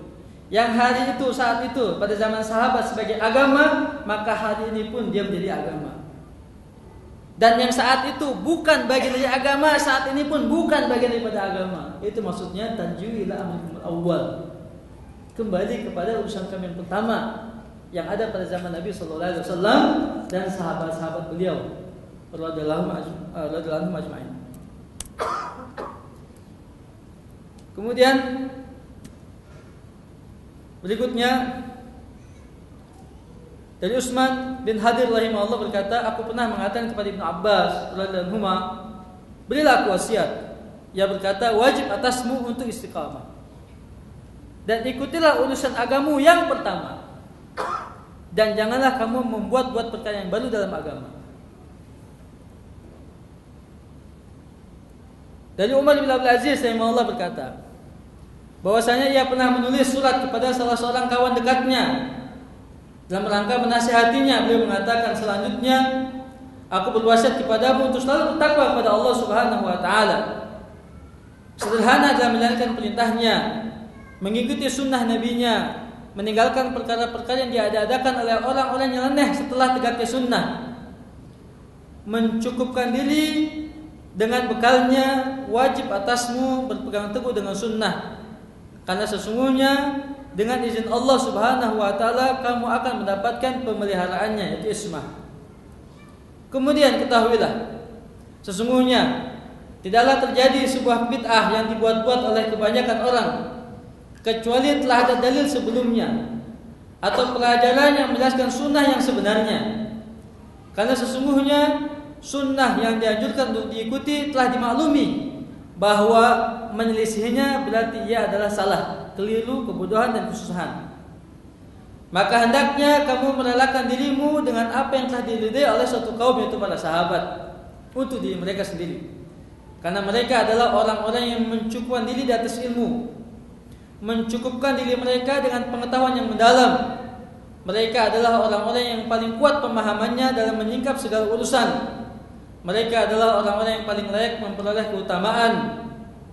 Apabila kalian berada di atas sebuah petunjuk, maka sesungguhnya merekalah yang lebih berhak mendahului kalian di atasnya. Seandainya kamu katakan bahwasanya kebaikan itu baru ada setelah lewat masa mereka, sesungguhnya apa-apa yang diada-adakan setelah mereka tidaklah terjadi kecuali dilakukan oleh orang-orang yang menyelisih jalan cara beragama mereka dan yang memuji mereka. Karena sesungguhnya mereka adalah generasi yang pertama-tama masuk Islam. Sungguh apa yang mereka katakan telah cukup apa yang mereka sifatkan telah jelas. Orang yang menguranginya berarti ia lalai. Orang yang menambahinya berarti ia ekstrim, gulu, berlebih-lebihan. Sungguh ada satu kaum yang telah menguranginya, maka mereka bermalas-malasan meremehkan. Dan ada satu kaum menambah-nambahinya, maka mereka berlebih-lebihan. Padahal mereka generasi sahabat berada di tengah-tengah kedua sikap ekstrim tersebut, dan mereka berada di atas petunjuk yang sangat lurus. Jadi ini persifatan dari Umar bin Abdul Aziz rahimahullah ta'ala tentang generasi sahabat.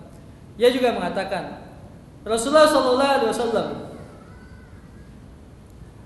dan para khalifah sesudahnya telah mencontohkan membeli suri tauladan dengan satu sunnah.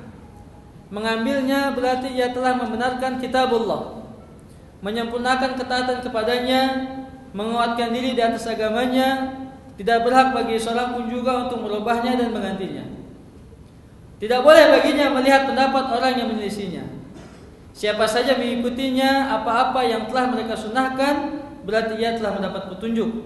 Siapa yang mengambil ilmunya, berarti ia telah mendapat pengetahuan yang benar. Sedangkan siapa saja yang menyelisihinya dan menempuh satu jalan bukan jalannya atau bukan jalannya orang-orang yang beriman, maka Allah Azza wa Jalla akan membiarkannya dikuasai oleh kesesatan dan akan memasukkannya ke dalam neraka jahanam, dan jahanam itu seburuk-buruk tempat kembali. Asim al-Ahwal rahimahullah berkata, Abu Aliyah rahimahullah berkata, pelajarilah agama Islam. Apabila kalian telah mempelajari Islam, janganlah kalian membencinya ke kanan dan ke kiri. Wajib atas kalian berpegang teguh kepada jalan yang lurus.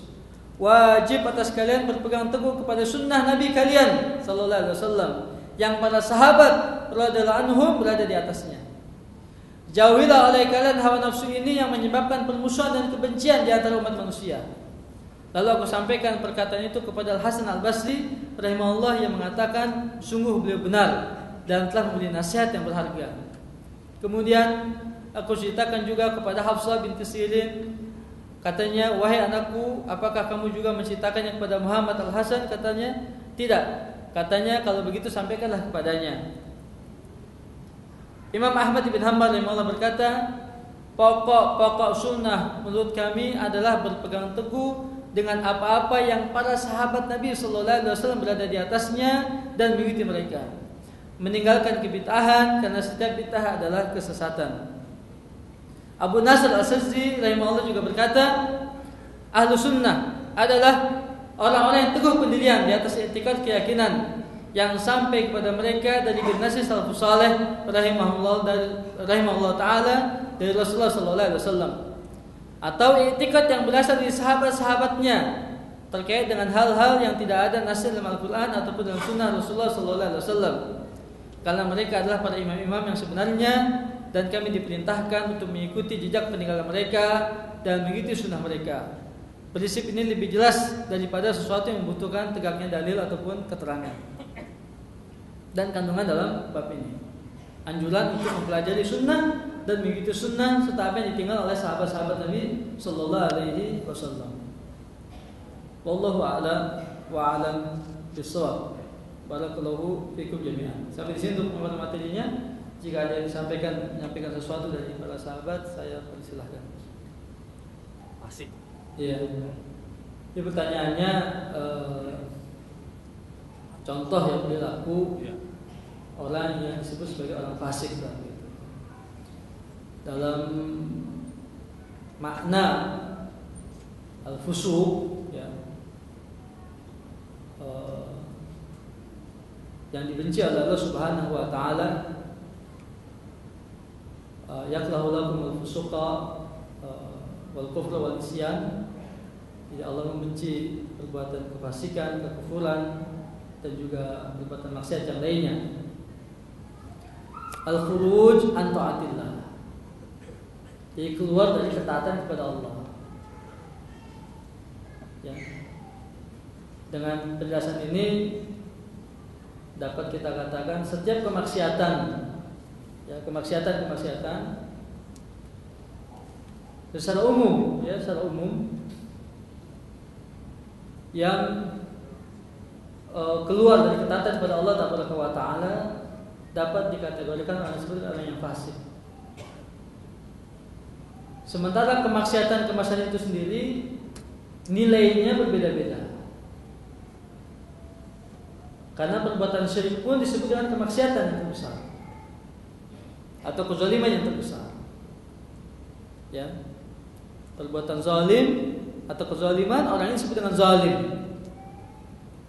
Ya, dalam surat Al-Maidah misalnya, ya, ketika berbicara tentang man lam yahkum bima anzalallahu fa ulaika humul fasiqun, ya, fa ulaika humuz zalimun, fa ulaika humul kafirun.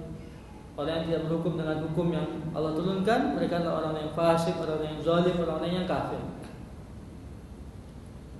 Dan para ulama menjelaskan tentang bahwa 3 sifat itu, ya, berada pada satu orang, semuanya sama. Baik dikata sebagai orang fasik atau orang zalim atau orang kafir. Karena orang kafir adalah orang yang zalim, orang kafir adalah orang yang fasik. Ya. Sementara dalam penjelasan Ibnu Abbas dan Umar, tingkatnya berbeda-beda. Ya. Yang tertingginya kafir, di bawahnya zalim, di bawahnya lagi fasik. Jadi fasik yang terendah. Fasik yang terendah. Begitu. Jadi secara umum, di mana kemaksiatan lebih baik daripada ketaatan. Sudah belum tentu kemaksiatan yang di bawah kesyirikan, yang di bawah kekafiran, yang di bawah kezaliman, ya, maka masuk dalam kategori fasik. Ya. Tidak perlu contohnya kita sebutkan 1, 2, 3 misalnya, ya. Itu saja batasannya, gitu ya, seperti itu. Jadi kemaksiatan secara umum, ya, baik dia kefasikan atau kezaliman atau juga kesyirikan, kekafiran misalnya, masuk dalam maksiat secara umum. Ya, kemaksiatan ya secara umum itu masuk semua. Tapi nanti tinggal nilainya, mana yang masuk dalam kesyirikan, yang masuk dalam kezaliman, yang masuk ke kefasikan yang lebih rendah daripada keduanya, begitu ya. Yang masuk juga dalam kategori kekafiran, begitu. Jadi masing-masing memiliki tingkatannya. Allahu a'lam bishawab. Misalnya orang yang jelas-jelas berbuat syirik, ya dikatakan musyrik, misalnya begitu ya. Karena dia melakukan kesyirikan. Orang yang murtad disebut dengan kafir, kalau dia murtad. Ya. Tidak perlu kita katakan orang yang berbuat musyrik lalu orang fasik saja misalnya, ya musyrik. Atau yang murtad kita katakan dia fasik saja, tidak, karena dia sudah kafir kan begitu. Ya, tapi yang selain daripada itu bisa kita katakan ya fasik. Artinya sifat ini pun ada pada diri seorang muslim. Ya, astagfirullahaladzim. Wallahu a'lam. Termasuk meremehkan keimanan seseorang masuk ke fasik. Meremehkan keimanan seperti apa? Misalnya, wah kamu itu sudah bilang, saya misalnya udah bilang orang itu kafir kan, misalnya itu menuduh dia kafir misalnya. Ada orang yang menuduh saya, kamu tuh kafir, kamu tuh begini. Wah itu butuh rinci seperti itu ya. Itu butuh rinci, butuh pembahasan yang lebih rinci yang tapi seperti ini itu. udah batasannya. Iya, ya, situ dilarang, tidak boleh menuduh itu ya. Ya. Jadi gini kawan sekalian, mohon maaf, saya sering menyampaikan dalam beberapa kajian bahasan hukum satu perbuatan dipandang dalam aspek keilmuan, teoritis keilmuan. Sementara yang kedua, hukum tersebut diaplikasikan secara praktis kepada persoalan-persoalan tertentu. Ta'yin. Ya. Contoh misalnya, hukum perkataan, ucapan yang mengatakan bahwasanya saya atau aku, misalnya ada orang yang mengatakan begitu ya, aku adalah Rabb. Ya, contohnya seperti perkataan Fir'aun misalnya, perkataan Fir'aun. Maka jelas hukum perkataan itu secara keilmuan teoritisnya hukumnya apa? Hukumnya apa itu? Ya, kekafiran. perkataan yang dapat mengeluarkan seseorang dari keimanan. Orangnya dapat jatuh sebagai orang yang kafir. Perkataan yang kufur, kekafiran, perkataan yang kafir. Secara teoritis keilmuan, perkataan tersebut kufur. Kufur besar. Ya. Oke. Sekarang penerapan hukum kufur besar itu kepada dua orang. Yang satu Fir'aun, yang satu orang yang kehilangan ontaknya dengan perbekalannya di tengah gurun pasir. Ya, tahu enggak hadisnya? Tahu ya insyaallah. Orang yang kehilangan ontaknya di tengah gurun pasir, kemudian dia sudah putus asa, lalu bersandar di sebuah pohon, lalu dia tertidur, kemudian tinggal menunggu mati saja. Tiba-tiba ketika dia bangun, ontak dan semua perbekalannya ada di depan dia. Lalu saking gembira dia mengatakan, Anta abdi wa ana rabbuk. Engkau adalah hambaku dan aku adalah Rabbmu, Tuhanmu. Betul tak? Ya, hadis sahih. Lihat dua orang sama-sama berkata dengan perkataan yang sama, kekufuran dari perkataan yang kufur besar. Tapi ketika hukum itu ingin dijatuhkan, divonis kepada Fir'aun dan kepada orang ini, sama tidak vonisnya? Beda vonisnya. Vonis kepada Fir'aun sudah jelas, berdasarkan Al-Qur'anul Karim. Dia diterima taubatnya sebagai orang kafir. Tapi kepada orang ini tidaklah dihukum sebagai orang yang kafir. Karena ada penghalangnya. Ketika dia mengatakan seperti itu, tertutup akalnya, hilang kesadarannya, saking bergembiranya. Jadi ketika kita ingin mengaplikasikan hukum secara keilmuan teoritis ke dalam praktek amaliyah sehari-hari dan bahkan menyangkut vonis hukum kepada orang per orang, pesan per pesan, tidak mudah, tidak remeh dan bukan kewajiban kita. Ada mahkamahnya sendiri. Anda fasik, Anda zalim, Anda musyrik, Anda kafir, Anda ahlul bid'ah. Hukum-hukum seperti itu, tabdi, tafsik, kemudian takfir misalnya. Ini perkara yang besar. Bukan kewajiban kita untuk menjatuhkan vonis hukum itu kepada orang per orang. Tidak boleh. Jangan gampang mengacungkan telunjuk atau melepaskan perkataan untuk memvonis orang per orang disebabkan perbuatannya. Karena untuk jatuhnya vonis itu butuh tahapan-tahapan yang cukup panjang dan ada kewajibannya untuk vonis itu turun. Bukan kewajiban kita, mahkamah syariah, yang menjatuhkan vonis itu. Kalau kita rekomendasi itu lihat MUI, kemudian MUI naik ke MA yang mengeluarkan status hukumnya. Di kita, di negeri kita seperti itu aturannya. Sementara di negeri yang lain ada mahkamul qadha namanya, mahkamul qadha syar'i.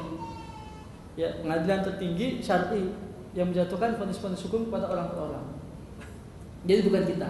Nah, apa yang kita lakukan, apa yang kita kaji, ansih 100% teoritis keilmuan berdasarkan nas-nas dan dalil syar'i. Jadi ketika kita mengatakan itu bid'ah, tidak mesti orangnya ahlul bid'ah. Ketika mengatakan itu kufur, tidak mesti orangnya kafir. Ketika mengatakan itu syirik, tidak mesti orangnya musyrik. Betul enggak? Contoh, ada dua orang naruh kopi di bawah patung pancoran. Ada dua orang nih naruh kopi di bawah patung pancoran. Apakah sama hukum keduanya? Belum tentu jawabnya. Belum tentu. Tanya sama si A, Mas, kok naruh kopi di situ, Mas?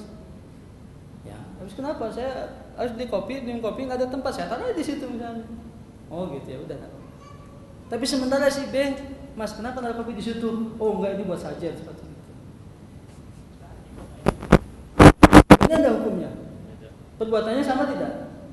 Sama, tapi statusnya, niat dan apa yang dikerjakannya berbeda. Keilmuan yang ada pada mereka berbeda.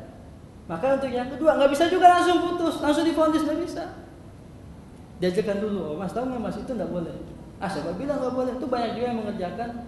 Oh ini dalilnya Mas 1, 2, 3 dalil. Oh begitu ya, gimana pemahamannya? Panjang tuh diskusinya. Suruh taubat, suruh istighfar, selesai urusan. Kan gitu. 1, 2 kali gitu. Jadi untuk menjatuhkan vonis kepada orang per orang butuh tahapan yang cukup panjang. Dan dakwah kami tidak mengajarkan memvonis orang per orang, memvonis kelompok per kelompok, tidak. Wallahi tidak. Semata-mata apa yang kami sampaikan adalah keilmuan praktis. Itulah ilmu syar'inya, supaya masyarakat tersadarkan, kita tersadarkan. Ya, kita otomatis menjauhinya sendiri dengan kesalahan kita. Istighfar dan tobat pada Allah Taala dari kesalahan kita. Ya, dan bersyukur kepada orang yang menunjukkan kesalahan kita, sehingga kita bisa kembali ke jalan yang benar. Wallahu a'lam bishawab. Ya. Yang disampaikan saya sedang sekolah dan saya sedang mengamalkan sunnah, salah satunya celana atas mata kaki. Akan tetapi orang tua tidak diperbolehkan karena saya sekolah. Apa yang harus saya lakukan? Kayaknya nggak ada hubungannya ya, sekolah sama celana kan. Apa kalau pakai celananya cingkrang ataupun panjang kemudian sekolahnya jadi nggak benar? Ada hubungannya nggak kira-kira? Ya? Atau merusak sekolahnya nggak? Enggak kan ya? Ya, masih sekolah kan jenggotnya udah panjang misalnya gitu, jenggotan. Kamu masih sekolah jenggotnya udah panjang gitu. Apakah karena jenggot panjang kemudian kita jadi bego gitu misalnya? Gitu nggak kira-kira? Kan enggak ya? Apakah karena pera jenggot kerjaan kita jadi nggak beres misalnya? Kan juga nggak ada hubungannya kan? Nggak ada hubungannya, itu privasi. Ya, yang celananya dan sepatu kaki diomelin, yang bolong-bolong nggak apa-apa. Dengkulnya bolong, atau ditambal pakai solasi tensoplas. Kan anak-anak kayak gitu, ya.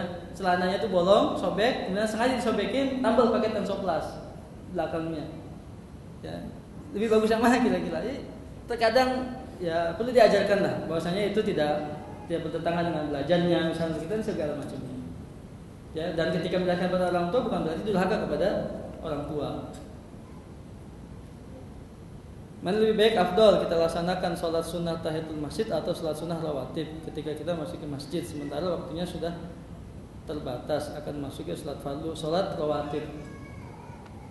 Kalau suruh milih sholat rawatib, karena sholat tahiyatul masjid itu ya gue maksud bidatiha, bukan sholat itu yang ditujukan ya dengan hadis Nabi Sallallahu Alaihi Wasallam. Lihat hadisnya, riwayat Imam Muslim dari Abu Hurairah. Idza dakhala ahadukumul masjid fala yajlisanna hatta yarka rak'atayn. Jika salah seorang di antara kamu masuk masjid, jangan duduk sampai dia salat 2 rakaat. Jangan duduk sampai dia salat 2 rakaat. Masuk masjid. Salat apa 2 rakaat itu? Apa saja. Ya. Masuk waktu duha, langsung salat duha. Dapat salat duhanya, termasuk enggak hadis itu? Termasuk enggak dalam hadis itu? Termasuk hadis itu, kan 2 rakaat tadi dikerjakan. Meskipun nyata salat duha, termasuk hadis itu. Atau tadi misalnya, masuk sudah azan selesai, kita ingin rawatib qabliyah misalnya. Kita salat qabliyah, baru masuk, ya azan sudah selesai, kita mau salat qabliyah 2 rakaat. Termasuk enggak dalam hadis tadi? Termasuk dalam hadis tadi. Jadi ya hadis itu ya bukan ghairul maksud di zatiha, hadiatul masjid itu ghairul maksud di zatiha. Ya, bukan yang dimaksud dengan amalan tersebut ya, tok itu saja. Tidak. Ya, berbeda dengan qabliyah tadi. Itu maksud bidzatiha. Qabliyah itu maksud bidzatiha. Ya, sehingga yang maksud bidzatiha itu sudah mencakup yang tidak dimaksudkan dengan zat perintah tersebut gitu. Ya, dia kalau dipilih mana tahiyatul masjid atau rawatib. Kalau mengerjakan rawatib, tahiyatul masjidnya kena. Tapi kalau mengerjakan tahiyatul masjid, rawatibnya kena enggak? Enggak kena. Karena rawatib itu maksud bizatiha. Disebutkan di Nabi sallallahu alaihi wasallam raqatal qabla al-fajr, raqatal qabla zuhur. Ada sebutkan 2 rakaat sebelum zuhur. Jadi qabla zuhur misalnya gitu ya. Atau raqatan ba'da zuhur, 2 rakaat sesudah zuhur. Itu disebut dengan rawatib. Wallahu a'lam bishawab. Setelah imam selesai membaca Al-Fatihah, surat Al-Fatihah, kita melafadzkan kembali surat Al-Fatihah atau tidak melafadzkan, karena kita tetap mengaminkan. Makanya sudah mengaminkan tadi. Maksudnya kita sudah amin. Kalau sudah amin kok baca Al-Fatihah lagi misalnya kayak gitu. Mungkin ya, pahaman seperti itu. Kata Syalbani rahimahullah, silakan diperiksa di kitab beliau Sifat Salat Nabi sallallahu alaihi wasallam, bahwa membaca Al-Fatihah bagi makmum ya bagi makmum yang tidak mendengar bacaan imam Al-Fatihahnya. Kalau dia mendengar bacaan imam Al-Fatihahnya, tidak perlu dia membaca itu. Disebutkan di hadis Nabi sallallahu alaihi wasallam, "Man kana lahu imam fa qira'atuhu qira'atun lahu." Barang siapa yang memiliki imam, maka bacaan si imam adalah menjadi bacaannya. Ya kita cuma mendengarkan saja. Ya bacaan imam Al-Fatihah kita sudah yang jahriyah, ya, yang jahriyah. Adapun yang sirriyah, maka kita membaca Al-Fatihah. Wallahu a'lam bishawab. Meskipun di sini ada pendapat dari Imam Syafi'i, makmum, imam dan makmum dua-duanya wajib membaca Al-Fatihah. Imam dan makmum wajib membaca Al-Fatihah dalam mazhab Imam Syafi'i. Allahu a'lam bishawab. Ya itu khilaf. Ya di kalangan para ulama anda bisa lihat dan bisa kaji lebih mendalam lagi mana dalil yang lebih kuat untuk dikerjakan. Wallahu a'lam bishawab. Tapi di sini untuk kajian kita siang hari ini, yang benar dari Allah Subhanahu wa taala, yang salah, yang keliru, yang tidak pas dari saya mohon maaf yang sebesar-besarnya. Allah dan Rasulnya berpasti dari itu semua. Ya tidak ada maksud yang saya sampaikan kecuali kebaikan, nasihat ya karena Allah Taala di atas kebenaran dan juga di atas kesabaran. Subhanallahi wa bihamdihi asyhadu an la ilaha illa anta astaghfiruka wa atubu ilaik. Wassallallahu ala nabiyina Muhammad wa ala alihi wasallam. Assalamualaikum warahmatullahi wabarakatuh.